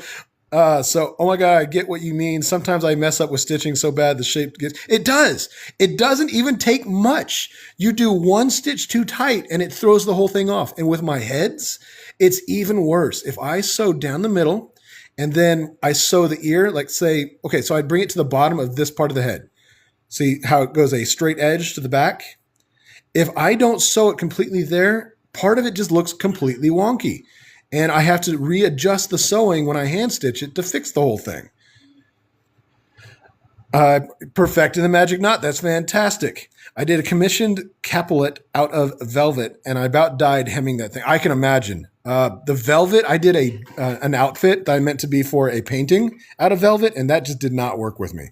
I am a little bit bummed that this ear actually turned out looking good. I wanted it to look a little wonky, but we'll be okay. Again, I want it to be a mutant, so I will do some adjustments for it. Maybe I'll sew it across the top or something like that. Now, what I'm going to do is I'm going to go ahead and I'm going to start sewing down the snout. And the reason I'm going to do that is so that I can create a center line for the head, for the eyes. Normally, I'm not too worried about doing that at any kind of speed. Right now, I want to make sure that I do enough of this project where if something happens, like for example, it takes longer than I anticipate and I can't finish, all the important things are taken care of. I can always finish later. I can do another video. I can finish it off in another live. There's a lot of things like that. But right now, what I'm going to do is I'm going to be sewing the side of my head, the top of my head, and this side of the head all meet at the nose. So I'm going to be sewing just a tiny bit through all three pieces, which means I'm actually going to be sewing through four. That's a side, the folded up stitch of the top, the folded up stitch of the top, and then the other side. And I'm going to do that straight through, and it's going to be the same kind of stitch. It's just going to take a little bit of extra time, much like with doing the ears. I just have to make sure I get through everything. And I'm going to be doing the front of the snout because I need you guys to see how the eyes will line up. And I'm going to do one eye in one size of the safety eyes that I have. But because I know that not everybody has safety eyes, I'm going to do the other eye as a button so that you can see a few different options for whenever you make your own plushes at home without having to go through the process of buying a whole... Look, this is not the smallest amount of eyes that I could get, but this is how I buy my eyes. There are small numbers. Even the craft store that I buy from, it has them at like by tens, I think. So you can get 10 eyes. But if you're not making a whole lot of plushes, especially if you don't know if you like to make plushes, there's no need for you to have to buy anything extra just to start and practice. You get a little bit of scrap material. You take apart a sweater or a t-shirt. I've made one of these out of one of my son's baby outfits. I think it was actually the outfit we brought him home in. And so you can do like memory bears, but memory mice. And the cool thing about that is you can actually take those around with you instead of having to keep them at home. You can put it on your keys. You can put it on your rearview mirror. And I think that makes for a much better memory plush, but I'm also not disparaging the memory bears. All right, so let's go ahead and put this right side out. You can see it's a much smaller opening now that I've sewn down the snout. I did tie it off so that I didn't have to worry about it coming undone while I worked, but I can just start stitching again and have no problem. All right, now, remember, this is not going to be perfectly straight because we did do it a little bit wonky on purpose, but now you can see the shape the head takes. You can see roughly where the nose is at. You can see where the edge of the face goes over. And because this is a mutant, we're not doing it perfect, so that'll also help. Make a mutant at home. Make a purposefully messed up one. Try your best to do it right, but like set yourself up with a little bit of room for failure. Blush fabric. Okay. Sorry, scrolling here. Let's see. I didn't commission carpet. I love button eyes. I actually really like button eyes too. I love those too. They're cute and they're cheap. Exactly. You can just take it off of one of your shirts. A lot of shirts actually have an extra button with them. I made a quilt out of my son's first year of baby. That's fantastic. I'll bet that was great for the grands too. That's one of those things that moms love and grands love. All right, so I'm going to put this as my center. A lot of times I will embroider the nose first. And the reason I do that is because once you put the nose on, it helps you center where the eyes should go. The good news is that you don't have to worry about that with a mutant. So we're going to do this side as the normal eye. So I'm going to put it right about here. I use an awl. You can use scissors if you have to. I don't recommend it because if you use scissors and you cut it, it creates an easily torn space. So if you can use an awl or a sharp point, what that will do is it'll create a gap in the threads, which is way better for putting a safety eye into. So here's a quick question for you. Are you guys wanting a big eye or a little eye or a normal eye for this? While you are talking about that, I'm going to go get my small package of other sized eyes. Oh, nope, here it is. I will actually show you. We're doing this as a mutant, so I can do a big eye. I can do a teeny tiny little eye. So we got little eyes a vote. So we're going to do, we got little, and then I've got little and I've got teeny tiny, and I will show you in comparison to the full size eye. So I've got normal eye, little eye, and teeny tiny eye. One big eye, one that's in the mutant, one little eye, and one big eye. Well, we're going to be doing a button. So we'll do the button as a big eye. So let's do this as a little eye. So we'll do a little eye for the safety eye so that you guys can see how that works. And then for the button, I will do a bigger eye. I will pull out a few different buttons and we'll come up with a plan for which one you guys like. All right, let me get my washer real quick. So we've got a little eye, not a teeny tiny eye. And get my smallest washers. So the variety of eye that I have came in one package, and it came with a whole variety of the washers that hold it in place. I just have to make sure I don't lose them, so I've got them all clipped together. Just like so. All right. Now, the way these work, you can see that there is ridges on it. The washer goes on and it catches the ridges and holds it in place. I know that seems really obvious and real simple, but if you've never built one, then it might be helpful just to know for a plan. Now, push it through the hole we made with our awl. Oops, sorry. Press this on, and this is a very secure eye. I have seen, let me a second here, I have seen some creators, they will melt this black plastic down, and that will super secure it. I don't like the smell of burning plastic. I don't want to risk the plastic hitting my synthetic material and melting it, and I don't want to risk the fire melting it. Give me just a second here. I got to move a puzzle piece. Okay, now Because this is such a small plush, look at the size of this. This goes about a third of the way into your mouse head. I don't like that. I use a pair of pliers and I will cut this off so that I don't have a point in the way. And I don't have to worry about accidentally like hitting somebody with it now, or somebody squeezing it and hitting it. Looks like my point disappeared on me. I like to try and catch it or throw it away because I don't want to keep the points on the floor. But that one kind of got away from me, and hopefully nobody will get hurt. So now we have a little eye on here. I have my childhood bunny, and I've replaced the eyes with mismatched button. That's fantastic. That's another thing too. I've tried to show people how to fix their old plushes. So if anybody has one at home that they want to repair, that will be that it's important. I think it's important that you can fix your own plushes. I just realized that this last stitch here is going to be done with a different type of stitch. So let me go ahead and pull this out real quick. Instead of cutting it, I'm going to keep this thread in here. We're just going to keep using it. We're going to use it as much as we can. I like to be as frugal as I can. And the stitch that we use to close this off is called a ladder stitch. And this is how I would also close off a machine sewn one. So what we're going to do now is I'm going to show you the fluff that I use. You can get something called polyfill. This is a different fluff that I got. I was able to get like a big square block of it, and I needed to test it out. It's not bad, but it's not quite, it's a little bit more dense. So it takes a little bit more of it. But I like polyfill a lot. Polyfill fills very well. It feels soft. And it has a good density to it as well. So what I'm going to do is I'm just going to stuff my head up, slightly overstuff it. You know what? It's kind of funny trying to do this live and trying to do the little things differently. I am realizing that I'm almost missing steps. So we're going to cut this off, and I'm going to show you why. If you're doing an embroidered nose, I was going to just do it on the outside. But unfortunately, when you do an embroidered nose, it is better to have the knot on the inside. So we're going to use this green. And you know what? Actually, let's see what colors I have here. I have a pink, I have green, I have white. Yeah, we'll just do the green. And the reason is because what we're going to do, we actually have to fold it over twice. So I've got two ends. I made a really long piece. I've got two ends that I'm going to feed into my needle. And I'm going to show you why. You just have to have a lot of extra thread so that it shows up, especially on this minky. The fuzz of the minky kind of makes a big difference. So I'm going to feed two ends into it. Line this up. I will cut that loop.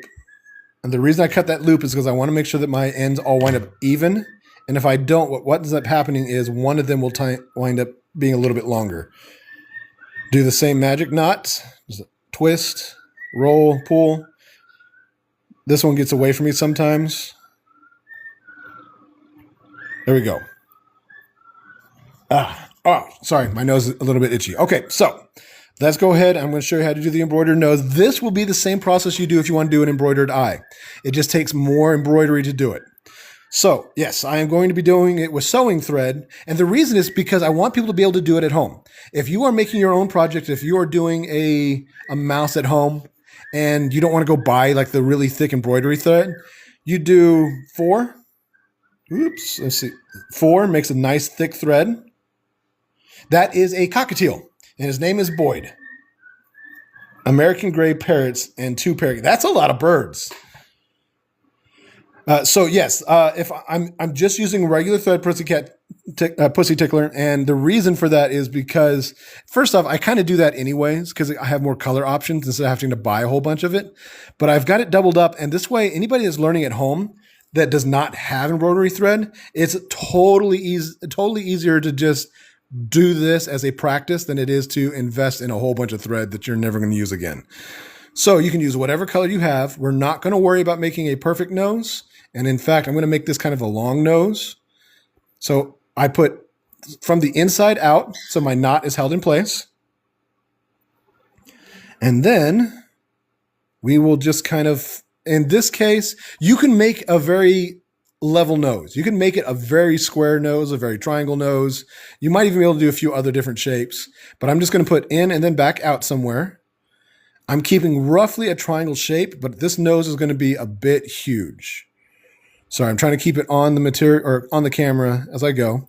Now, one of the things I keep in mind, because this fuzz will try to get between your stitches, I will hold my thumb down to pull it out of the way as I pull it tight. Just make sure you pull it evenly because you can see right there it bunched up and it's trying to turn into a knot, but I'm going to do my very best to not let it. There we go. So I had to kind of pull it out and straighten it out. Let's get my thumb back in here to pull this fuzz out of the way.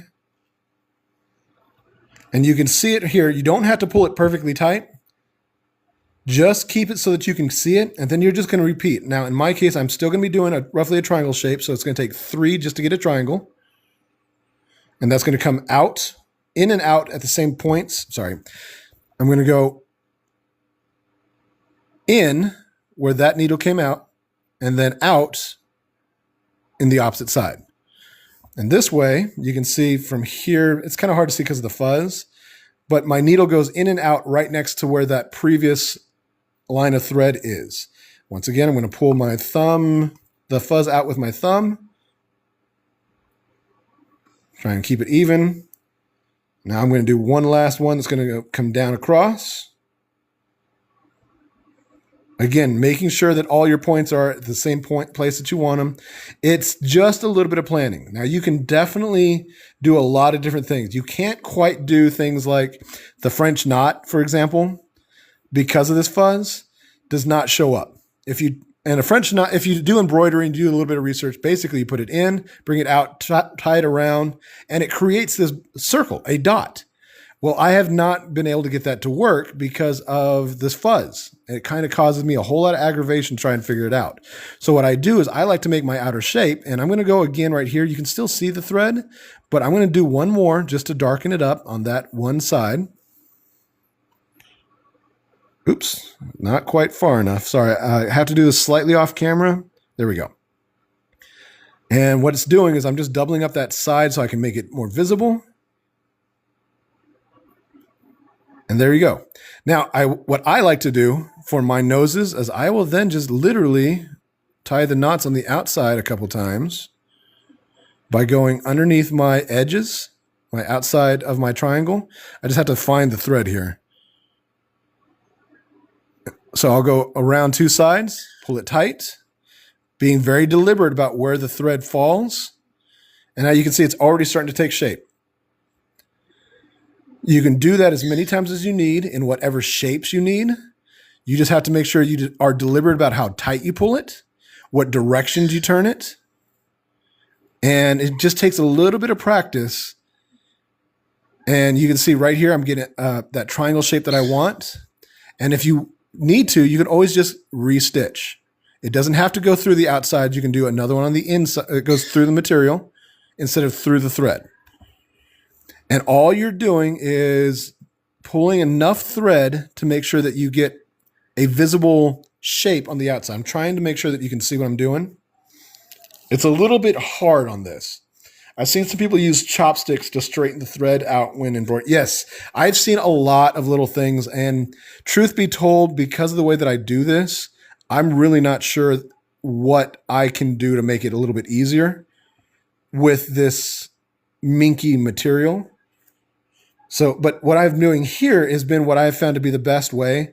I just become very deliberate, and oftentimes I'll just lay down the thread where I want it so that when I pull it tight, it's already in place. I don't have to worry about how it falls. And you can see right here, I've got a nice little triangle nose. Let me see if I can get it to back out and you can see.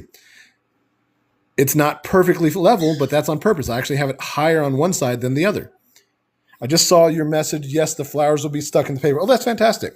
I use fishing line ring cutter for my thread when quilting for convenience. Sometimes non-sewing tools are great. Yes, as an example, this is a leather awl, and that's what I use. But so if you need to darken it up, so let's say there's sections of this that you want more, you can just wrap your thread around it again, tie your knots on the outside. So let's see, I'm going to show you roughly right here. This is going to go across the top. I'm not in the material. I'm actually just tying a knot on the top of the thread, and it just adds another layer. Now, what I am going to do now is I'm going to go ahead and push this in through. We're going to bring it all the way through the material and out the hole that we've got. Again, being deliberate about where the thread goes. This one I'll pull a little bit tight, not too worried about how tight it is. So from here, I'm going to make sure that I keep this thread out. I'm going to keep a good size loop.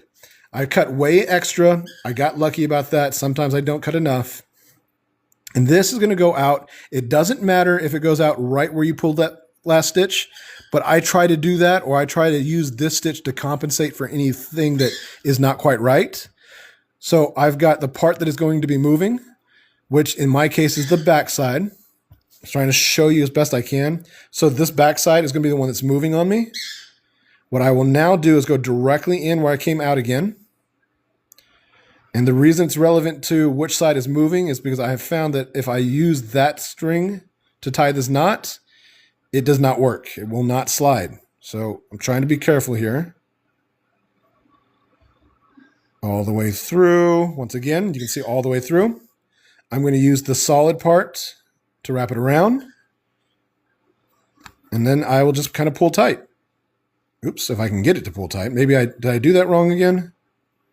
Here, let's go ahead and unwind this real quick. Just to make sure. Because what happens is sometimes it will knot up in the improper directions. Sorry, a lot of this is kind of slipping off camera. So let me go ahead and see what I've got going on here.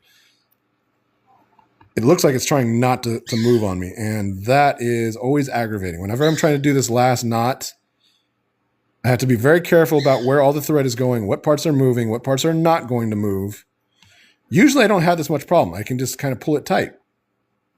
But I think that what has happened is I may have gone between a couple of the threads, but not the whole of it. Yes, I think that's what's happened. Now I just have to find it. When I put the needle back in, I actually went between some of my 4 threads. So now I'm trying to find that so I can fix it. And I may not be able to. I may just have to try and force it through. So aggravating. Such a little thing on a project that's already going to take so much time. So essentially, when I put it back through, I accidentally intertwined with the threads. I may have even put it between inside like a piece of thread. This is so annoying. And it's not something I have an easy solution for. I'm just trying to find where it went in to see if I can't weave this back out.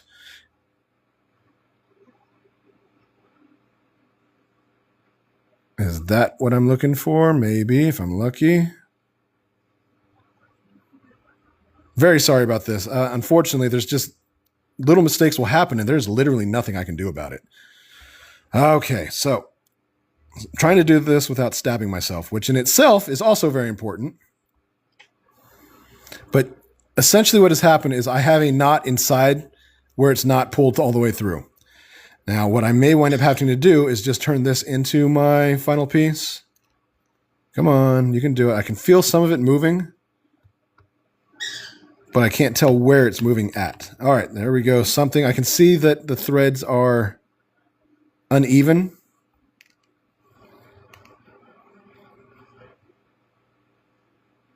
Again, I just can't tell where. So let's pull that back. And because I don't know how to properly even describe what has happened. I am just trying to pull my needle back in through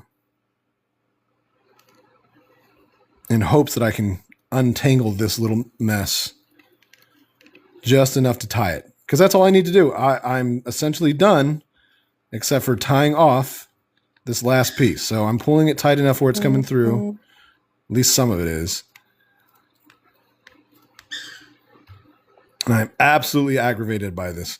All right, so what I'm going to do instead is I'm probably just going to have to tie a knot in this. Because what's about to happen is I can feel that the thread is going to break on me. There we go. There's something I can use. So let's go ahead and tie my knot in here.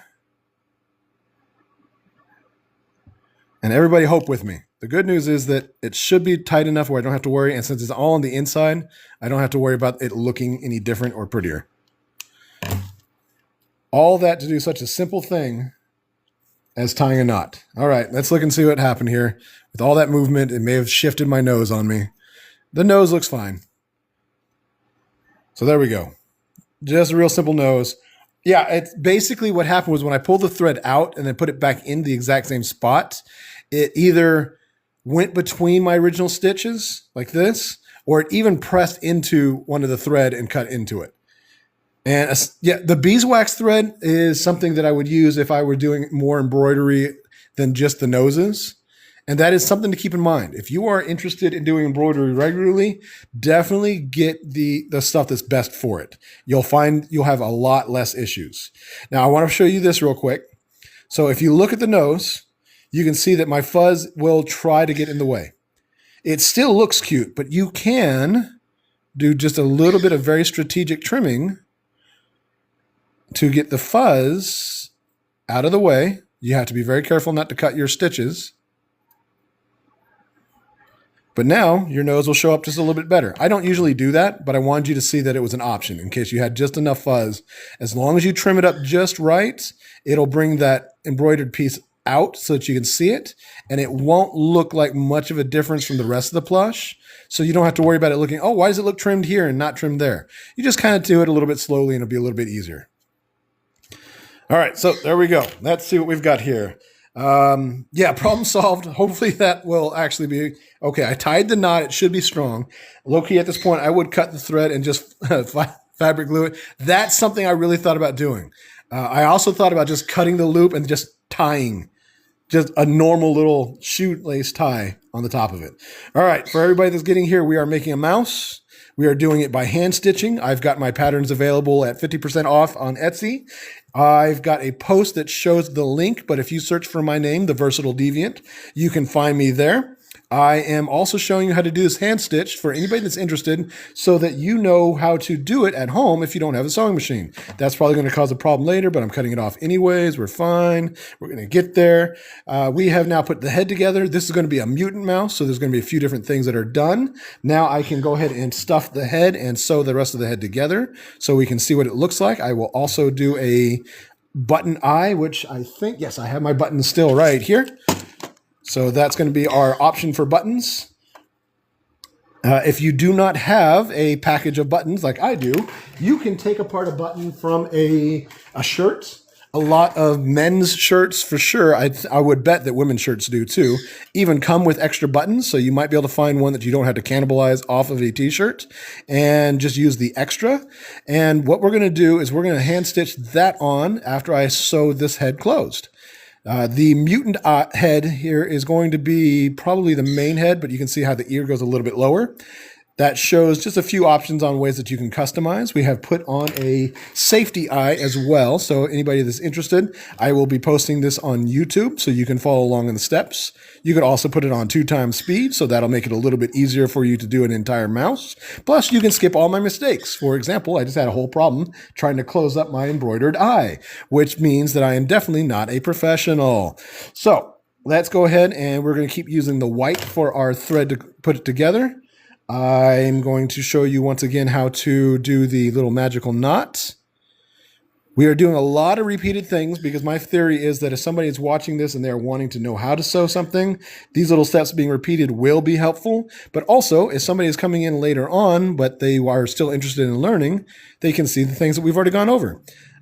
The two ends of the thread, pinch it between your fingers, wrap it around the top finger, roll it, and pull it. And you now have a nice little knot. You do not have to cut the excess off. You definitely don't want to cut it too short. I like to cut the excess off because it makes me feel better. I'm going to start at one end.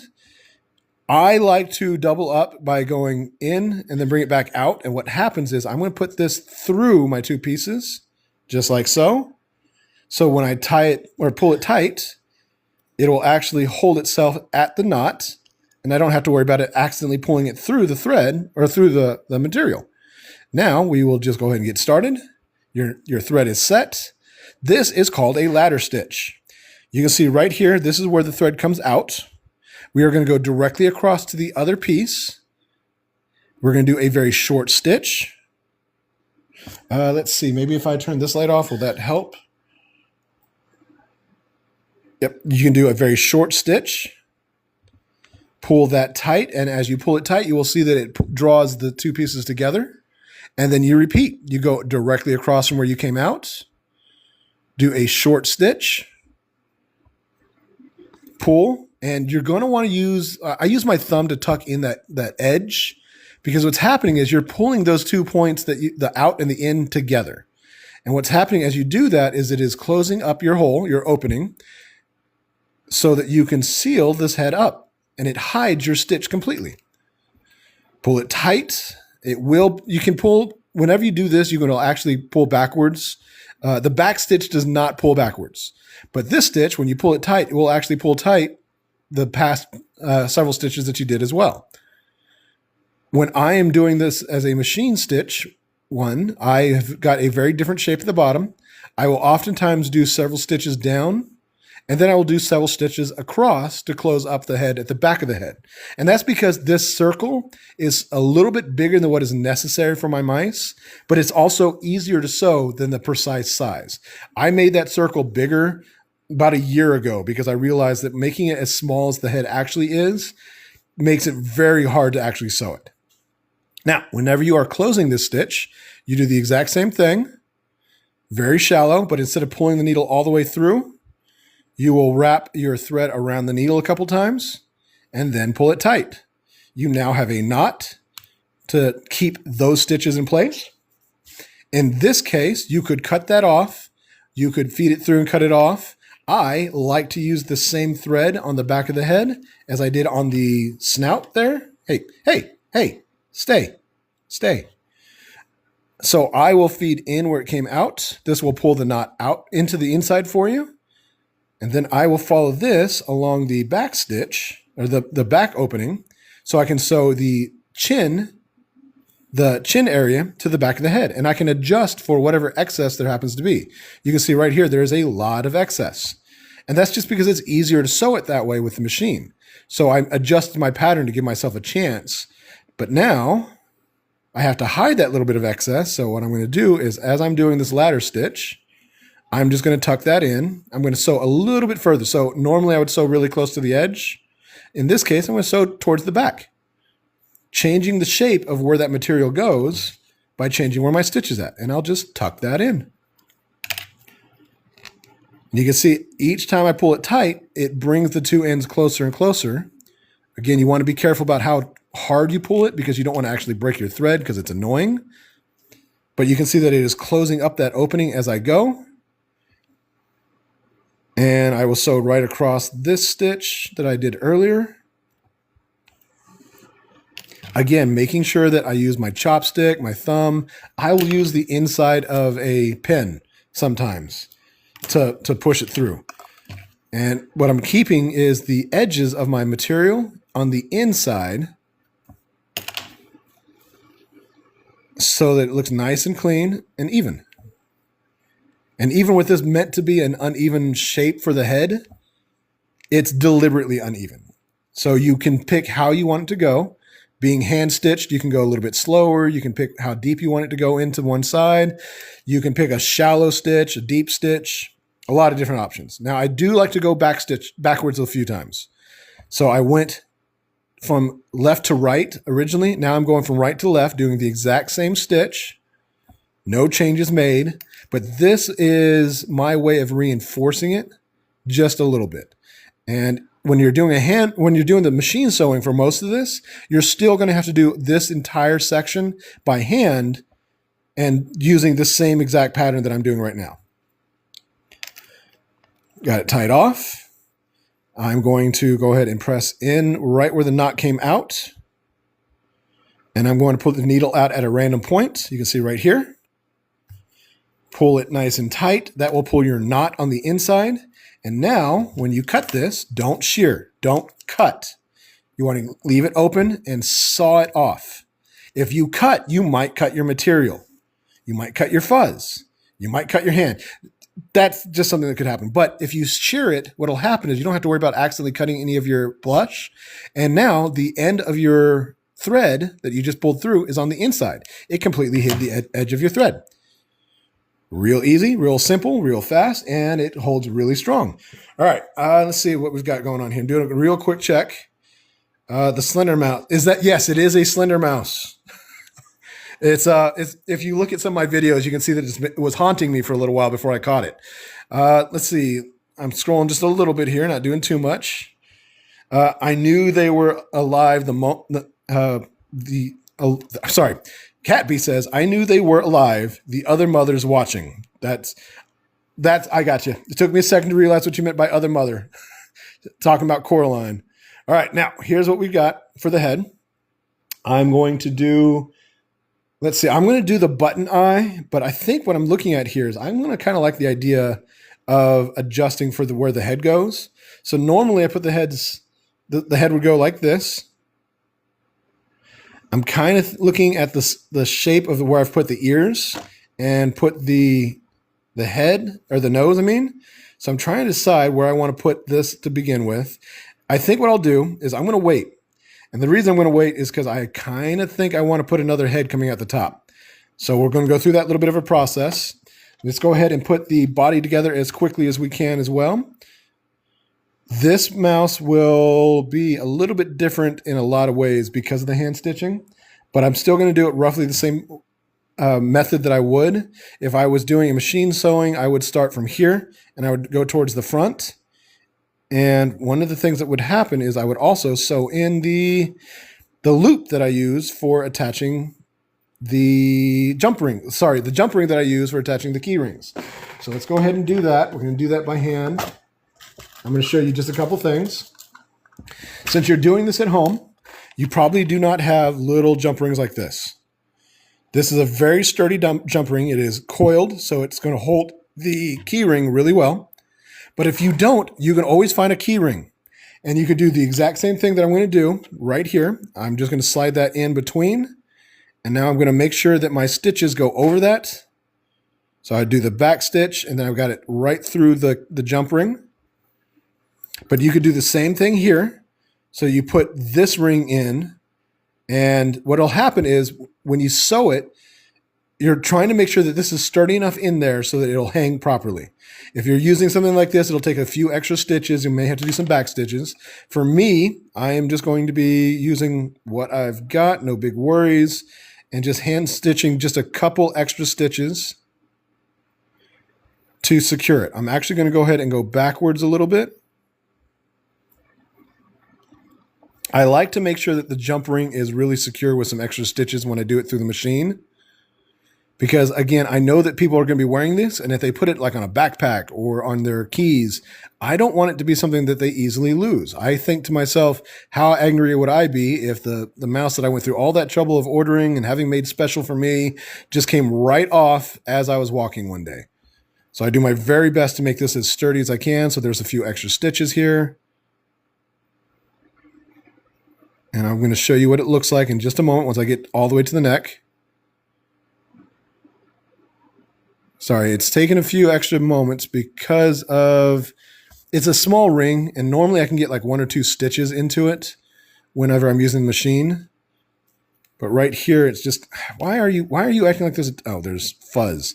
I've got fuzz in my thread, and it's acting like a knot. All right, let's try that again. There we go. Let's do one more stitch really close so it goes to the inside of my jump ring.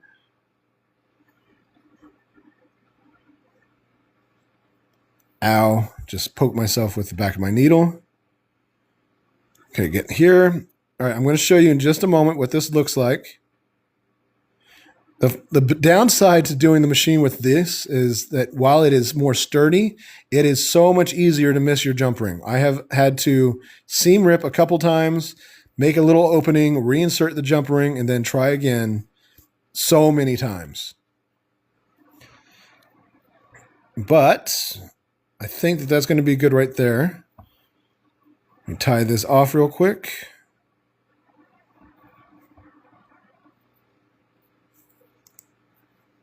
And I will show you what it's supposed to look like. constantly doing my little knot. Now you can right side that little section and you can see the jump ring is right there. And you can also see it on this side too. That's how you know that it's right, because it's on both the in and outside. So what you'll have is now you can put your keyring through here, or if you use the keyring at this point, you'll have just basically a giant version of this sticking out. And you'll just kind of move it accordingly. Sometimes what'll happen is with this, it'll be so much on this side that I have to push it through, especially when I machine sew it. And all it'll do is kind of come between the stitches. Not a big deal. For here, whenever I do the belly of my mouse, I always put a center line at the butt. The reason I do that is because when I sew these together, I start at that point. So give me a second, hear me line everything up. This is the back side. I just have to pick the right one. Okay, here we go. Line the first leg up right here. Whenever I'm machine sewing this, I will pin it. And in fact, because this is going to fall apart otherwise, I'm going to go ahead and pin it anyways. So let's do a quick pin right here. I will then do the same thing on this side, but when you use the loop, you've already turned it right side out. I try to put the seam on the bottom so you can't see it, so it's going to go directly against the belly. And that's what you do. Whenever you sew along this part will stay in here, and it'll create the loop that you use to hold your pin and your clip. And I will show you what I'm talking about in just a second. And go ahead and get all this pinned in place. But right here, you can see I'm using that loop to hold this clip. Real easy. Hey, Demon. My birthday was, oh, I'm so sorry, Demon. I remember you telling me just a couple days ago that it was going to be, and I completely forgot. I know that we have like a small string of messages somewhere I will have to double check on and look at something to make sure. All right, so we are making this little dude pretty slowly, unfortunately. And I will be sewing in the opposite direction of what I would use for the machine. Normally with the machine, I would start right here at the center. Right here at the center that I've marked. I would follow along the edge all the way to the end and then stop sewing. And what happens is it starts with the body right there and it ends with this held in place and that body overlapping. And that's how I get my butt. And in this case, because of the direction that I'm hand stitching, I appreciate your understanding, Demon. I'm very sorry about that, though. You had talked about it, but I was like doing other things. My family's here. We had the first day of school. All that stuff is piled on. It has been a long little week so far. All right, so we are just going to run through our back stitch. We're going to have all these different things that are going to get in the way. The pins, the legs.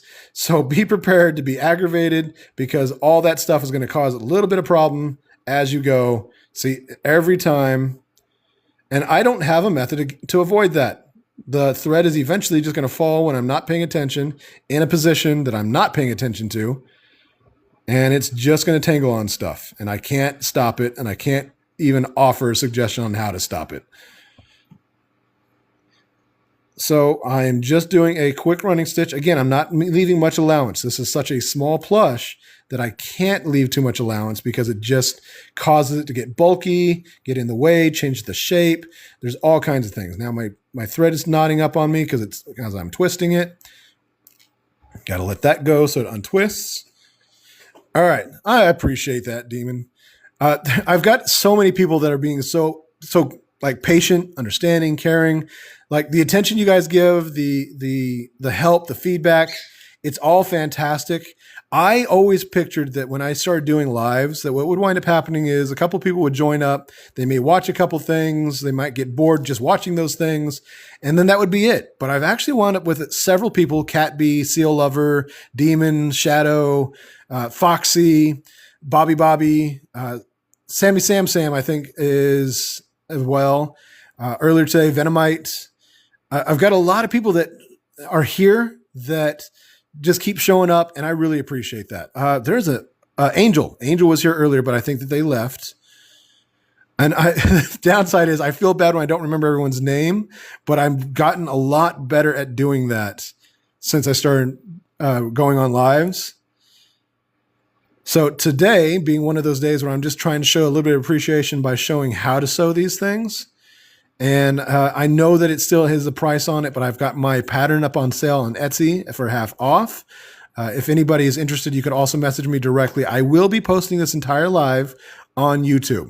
So if you are following along and you're like, man, I wish I had caught this from the beginning, or there's a couple things that you did and you went by so fast that I didn't see, just whenever it gets up on Etsy under the Versatile Deviant, or sorry, under YouTube, you can definitely catch the whole thing there. I'm not going to even edit it. I just save it, post it, write down the description, and run away.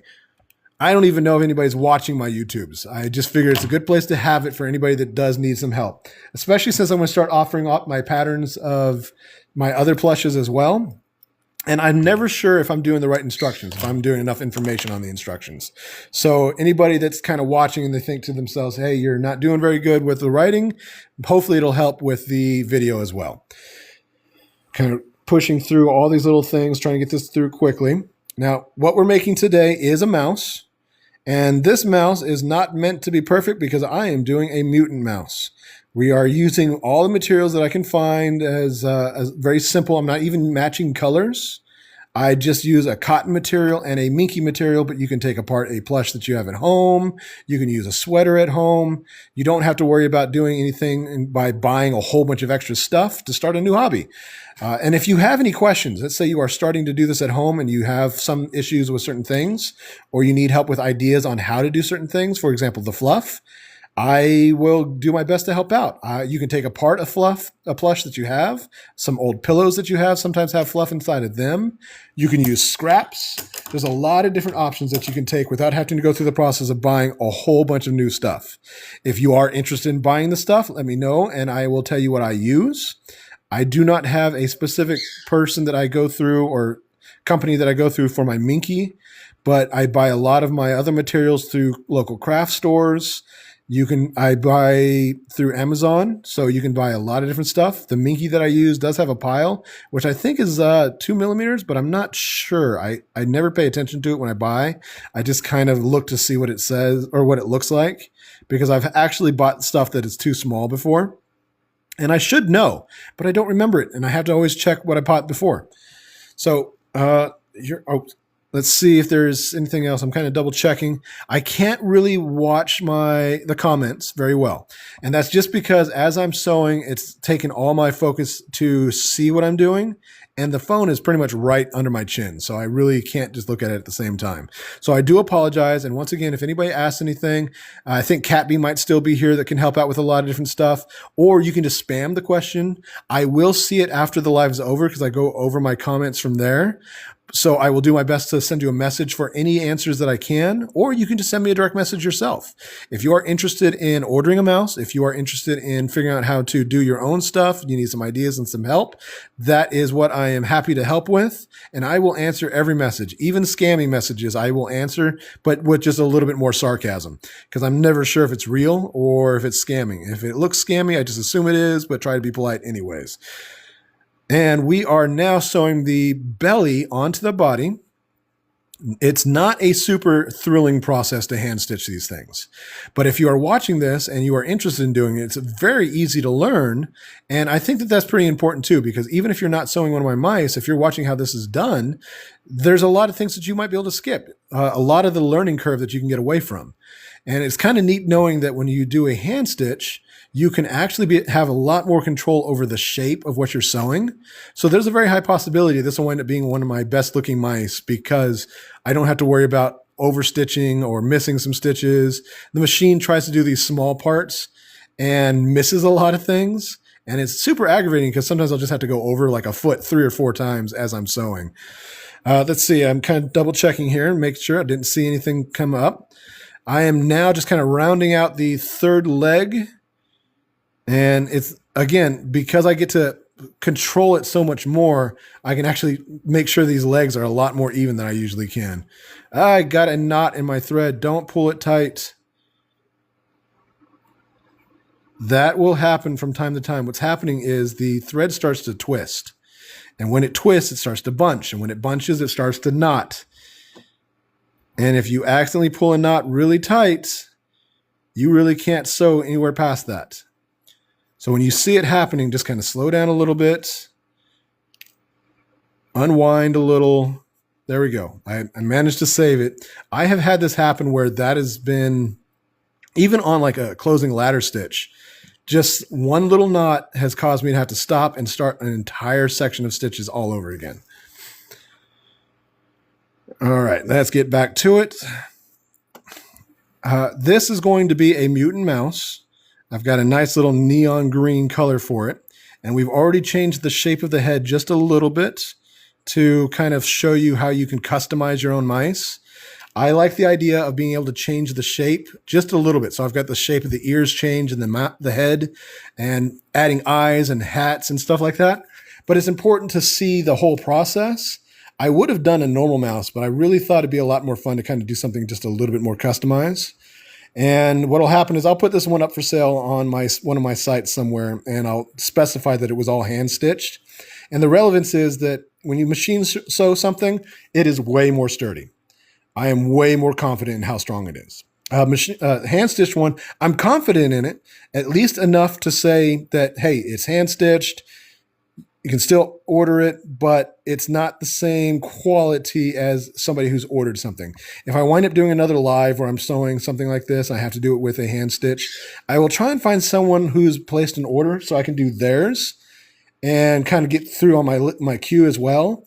But I kind of feel bad knowing that I'm working on something that is not on the list and that is not part of my regular projects. But I did not want to risk doing one of somebody's and then be like, hey, you hand sewed this. I don't want that one. I could understand it and it wouldn't be a waste. I would remake theirs, but there's a big difference, in my opinion, between the strength and security of the machine sewing and my hand stitching.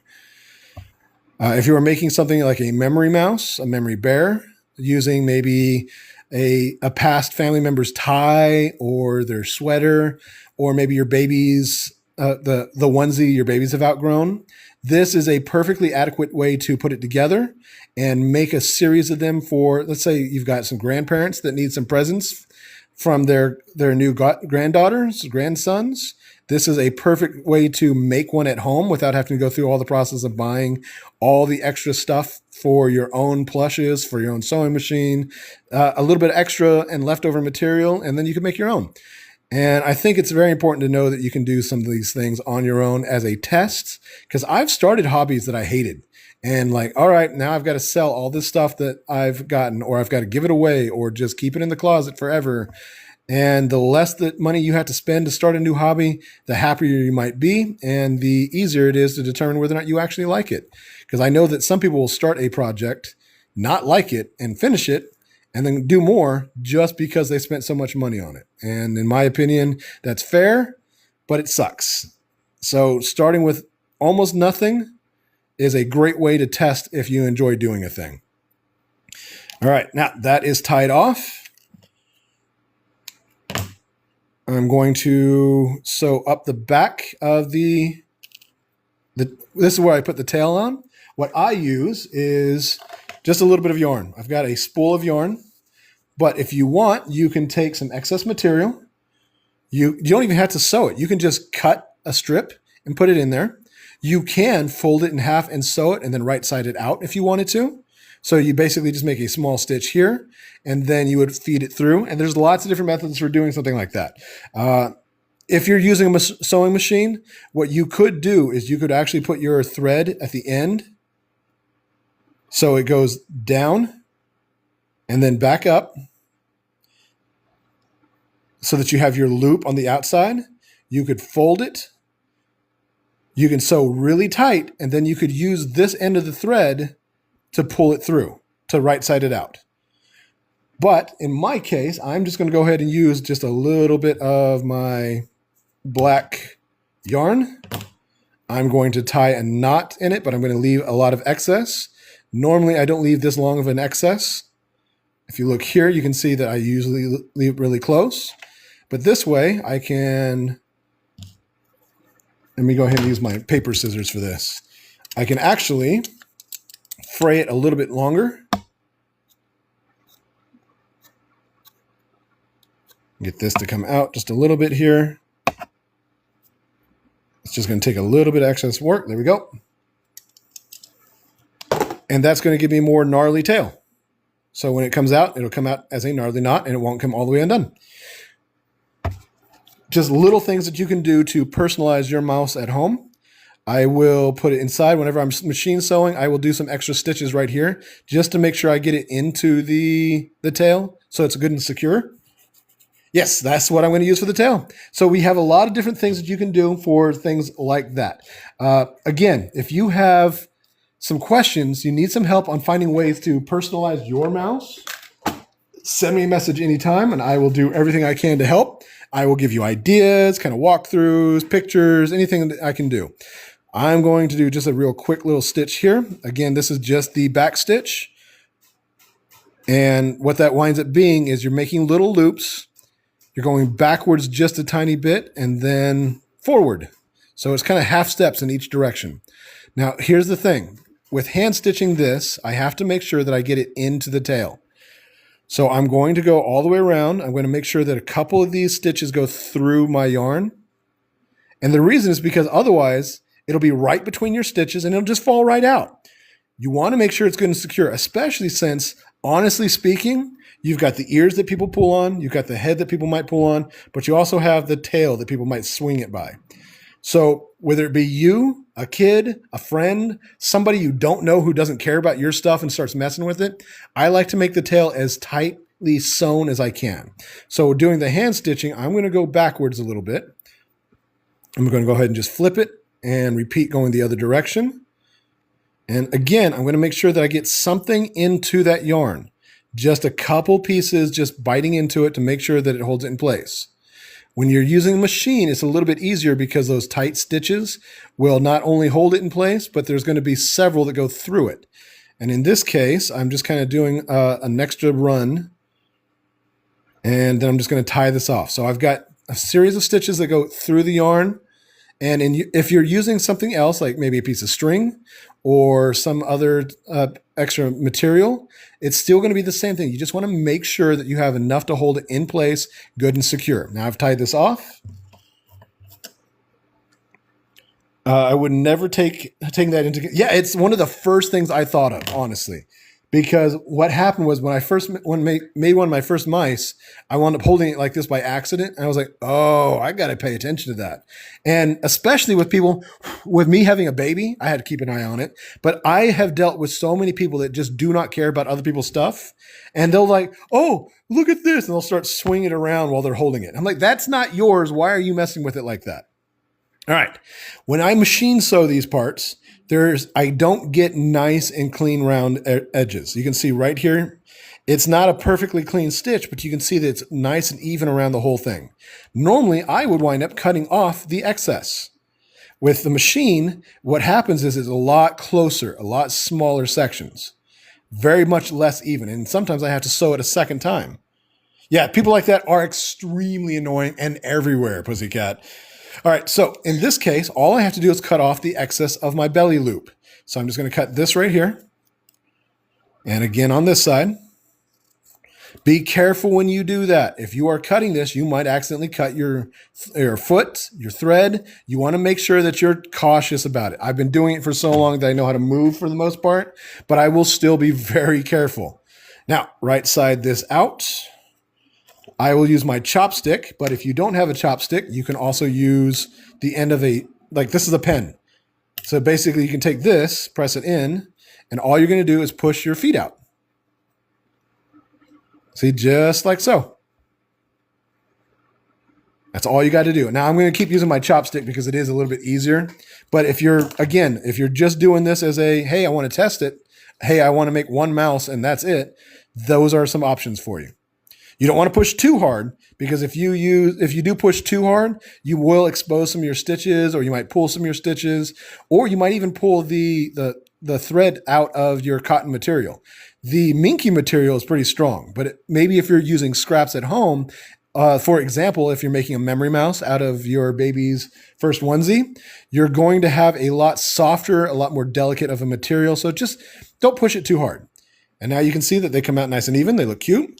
I also use metal straw and a pin. Yeah, exactly. Whatever you have at home that is just small enough to fit right inside there, that's all you need. So as Pussy Tickler 01 said, you can use a paintbrush. You can use another straw. You could even use a pair of pliers, honestly. It just depends on what you got. It's funny that I've got these things here. So I've actually got a brush. And all you'll do is just push your feet out. All right, now. We've got all this set up. I'm going to stuff this, and we are going to do just a few more things. I probably will not finish the mutated part of this, but here's the detail about fluffing. You can use beads. Say you've got some old Beanie Babies lying around. You can use the beads in there. You can use the inside of a pillow. You can take some of your scrap material, and you can just shred it up. You might even be able to just kind of stuff that in for parts of it. Okay, so something like that will be a lot easy. But if you're using fluff particularly, you're going to want to do small amounts of fluff at a time for the feet. And I will show you why. So you're going to push this in, chopstick, paintbrush, whatever it is you have. Again, we'll just use the paintbrush so you can see. You're going to push it into the feet. But if you take a whole wad and you try and stuff it and try and push it into the feet, this is what you're going to be trying to move. You're going to push in, and it's just going to your brush is just not going to do it. It might eventually move enough. But if you've got a big wad, it's just so much harder. Just pinch off small parts. Save yourself all kinds of time and effort. And we're going to use this paintbrush just to show you one more time. Just push it right into the foot. And you're going to do the same thing with ears. If you have like small corners on your plush, it's just so much easier to do these small pinches at a time for those small areas. Let's say you got a tail. You won't be able to stuff an entire handful into it. You'll have to do it just a little bit at a time.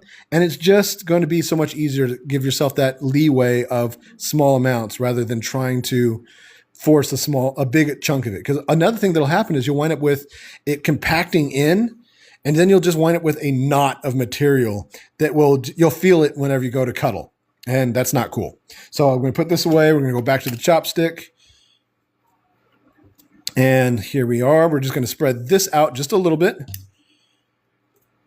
Now you can push that into those corners. You can push it into the feet still, but you're not worried about trying to get a whole bunch in there. It's just enough to make it look nice and even. So basically trying to make sure that your plush takes the right shape. So I'm even putting extra in there so that you can see what I'm talking about. Right now you can see that the foot has its own little section. So as I push this in, I don't have to worry about that small amount coming out as I push the rest of it. Come on, get in there. But I can definitely tuck it in to make sure that the foot goes in the direction I want it to go. And you can do that with all of them, of course. Just like so. I'm going to add just a little bit more. That should give it enough shape. Come on, come on, come on. We're so close to done. And it's been such a long process. I've got 29% battery. I thought I was going to be completely dead by the time we made it this far because I was really afraid that the amount of extra time it takes to hand sew something, plus with all my silly mistakes and having to fix things and redo and all that other stuff, I really thought that I was going to be dead by now. All right, let's go ahead and get another piece of thread. Oh, there it is. Again, I'm still just using white. I know white blends in with most light colored materials, but you don't have to worry about getting every color material and every color thread to match. If you want to, you definitely can. There are times when it'll look nicer when you do that, but I'm getting ready to show you that you don't have to worry because with some materials, for example, the Minky Fuzz, you can't see those stitches. Like I can still pull this fuzz out. I can pull it nice and tight. But those stitches really do disappear, even when you're hand stitching, especially when you're hand stitching, because you have way more control over making it nice and even as you go. All right, let's go ahead and close this up. We are going to close this up with a ladder stitch. I'm going to do my extra process, which is stick the needle through, bring it right back into where it came out, and I'm going to put it between the two threads. What that's going to do is going to help set my thread, so now I don't have to worry about it coming out as I sew. And I'm going to just start the same way. Out, the ladder stitch. I'm going to tuck this back so I don't accidentally keep catching the tail. The tail gets caught a lot whenever I'm doing this. came out here, you're going to go directly across to the other side, do a shallow stitch. You're going to tuck the edge of your material in, because as you do this stitch, it's going to bring it close together, and you are actually just closing this up as you go. So again, tuck that in. You see how it's pulling the previous stitch tighter and closing up your hole. There we go. You want to keep it pretty even and at roughly the same distance from the edge each time. The more even and precise you get that, the cleaner it'll look. But if you are not perfect about it, it's also okay. You want to get where this comes out, you want to go directly across to the other piece as best you can. And again, as you pull, you can see that it tightens it up.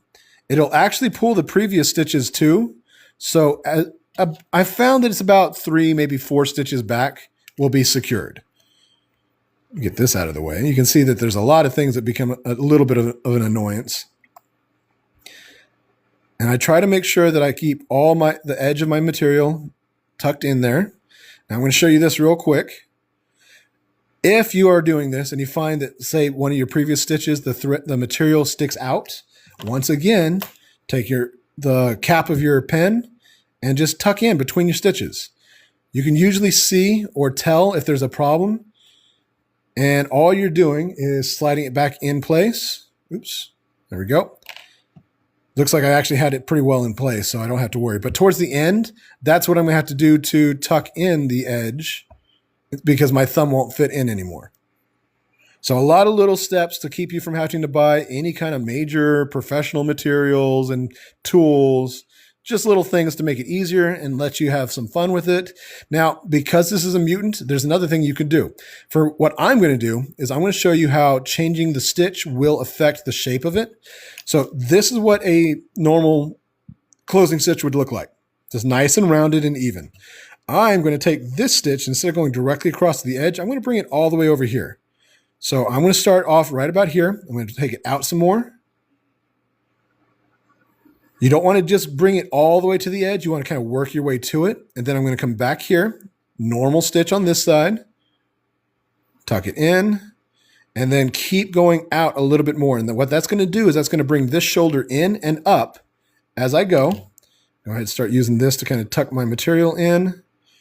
And this will help change the shape. You can see that it's kind of hard to tell at any point in time when it's going, but as you do it, it will pull that arm back more and more. And the point of this is I want this mouse to have kind of a weird, unnatural shape to it. So you can see it's pulling that arm up and back as I go. And I can do this as much as I want. I can even go backwards a little bit to reapply, get some more of that excess in. I'm going to do just another one a little bit further back, and then I'll start going the other direction. And it's not much of a difference. And in fact, you can mostly see it from the back. There's like a hump instead. I was hoping it would show a little bit more. It is something that I would probably adjust a little bit further. And in fact, let's see what happens. I'm going to go ahead and backstitch just a little bit to secure it. I'm going to go ahead and tie it as a knot. That way, if anything happens while I'm trying to do the rest of this, I don't have to start all the way over. If I had started doing that a little bit sooner, this whole entire side would be over there. But I did not think about it until just then.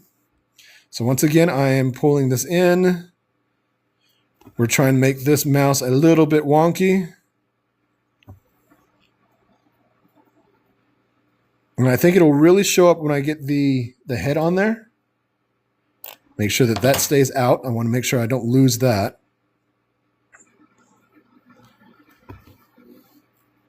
And you can see that it is pulling it in. So I've got a little bit of a twist, a weird shape to the body, just a little bit, just enough to make it different. But it shows that if you kind of plan for something like that and you want something like that, all you have to do is kind of readjust where you position your stitches. I'm going to tie just a couple more, just to make sure that it's good and secure. Tie this off right now. And there we go. Now, normally, I would just take this thread through the body and cut it loose. Oops. If you look really close, you can see there's a little bit of string there. All you have to do is kind of isolate your two threads and pull them one at a time so that you can find which one was loose. See if I can get it so you can see. So that's not the loose one. Let's get this over and out of the way. And I'll pull this, and there goes my loop. It's gone. Hey there's Noodles. Sorry, yeah, I'm actually pretty close to done. I'm down to 26% battery. So now instead, normally what I would do is I would actually sew the head last so that I can use the end piece to sew to the body. In this case, not only do I not have to worry about that because we're making a mutant, I am going to go ahead and make it a little bit easier on myself by putting the thread in here, bringing it out where the head is going to go, which is going to be slightly to the side. I want to make sure that I keep my loop usable. So I've got the thread here. We're going to put the head over here. And in fact, I'm going to turn it sideways a little bit. Let's see, do I want it sideways? Yeah, because then I'll put the other eye right here. And now I'm just going to use that same ladder stitch that I used to close it to attach the head. When you are trying to do one that's a little bit more clean, more perfect, more of a fun cutesy mouse, you definitely can adjust how the head is placed. Well, and fantastic. And Kirby, just so you know, so I just realized I've gotten rid of an entire another page of my list. I'm going to double check and I'll send you a message to see roughly how far into it you are. But I am doing, oops, it is time to go get my son. I will have to yell at my wife to go get him for me because I am not quite done. Normally I wouldn't do this at this time, but she actually had the day off and I had already started the plan. I was going to do it a little bit earlier. I was going to do it tonight, but things kind of work out a little bit different sometimes. So I'm pulling this. Let's go ahead and all I'm doing is that same ladder stitch. I'm going across from the head to the body as straight as I can. Pull tight. You can pick what direction you want your head to face. If you want it to be tilted, up, down, so on and so forth as you go. My little mutant mouse is just going to be a little bit different from what my normal mouse would be. And let's see, we're going to kind of put this on. I'm going to try and close this up pretty soon because I was hoping to go with her. We have just a little bit of time. So I am going a little bit faster because of that. I do apologize, but the good news is anybody who is watching this that is interested in learning how to make a mouse, I will be posting this on my YouTube. Same name, The Versatile Deviants. I post my lives there, so there's also a few lives that show how to make a regular mouse and how to make a clown mouse and a superhero mouse, I believe. So that is now here. I am going to, at a later time, I might reinforce this a little bit once I have a little bit extra time, but we are going to go ahead and sew on a button for the eye real quick so that we can all see what that's going to look like. I have my head on a little bit wonky. That's good. Tie this off right here. Normally I do an extra round by going backwards so I can do some extra support for it. I will go around and then I will go backwards around and then tie it off. Today, the timing makes a little bit of a difference. And normally when I do a button, I also do the same thing I did for the embroidery where I double up the thread. I keep having to sew my dog toys up because he's a menace to them. I always stab myself in the fingers. Yes, Kirby, we actually gave up on doing that. Now we do the rubber toys. All right, so here is our eyes. We're going to do, let's see, we're not going to do a huge eye, but what size can we find? We're going to do a big eye. I think that's probably going to look like a hat, which is kind of funny. Let's see, what can we find? Do we want to do maybe a green eye? Nope, I don't have green in the big size. I think that what we'll do is we'll do this as the eye. We'll do it slightly off center, so it looks like he's got the big wonky eye there. So I'm going to have to start at the top.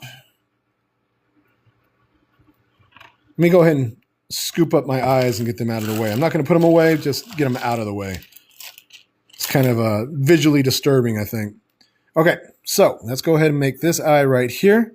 Normally, I like to double up the thread for something like this because I think it shows up a little bit better.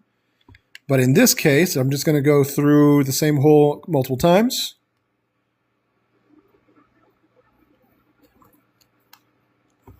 I am doing one and then the other. I will do it as a cross each other, but there are a lot of different ways. Oops, I've got a loose thread here. That sucks. Can't do anything about it because when I pull it tight, oh, there we go, got it. All right, so got this pulled here. He eats the rubber toy. Yes, my dog will too, but at the same time, if I'm paying just enough attention, since he likes to play fetch so much, I can usually catch it before it's deadly and he's chewed it completely apart. He's just a little chiweenie, so it's not like there's too much of a problem. All right, now let's go ahead and get the other side sewn on. It's a little bit harder to get that way, so what I'm going to have to do is put through the pin or through the button, pull tight, and then go through the thread or through the material, and then once again up through the button. I couldn't quite get the angle so that I can do it all in one pass, but this isn't too bad. So let's get this here.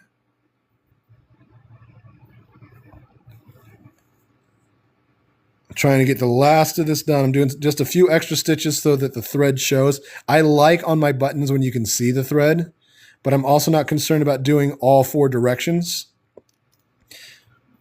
as well. It's just going to be the cross pieces at the top, the front. And this will be the last one. Oops, wrong side.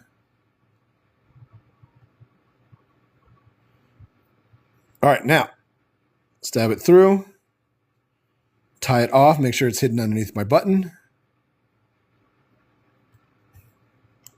Pull tight, stab into the head just a little bit.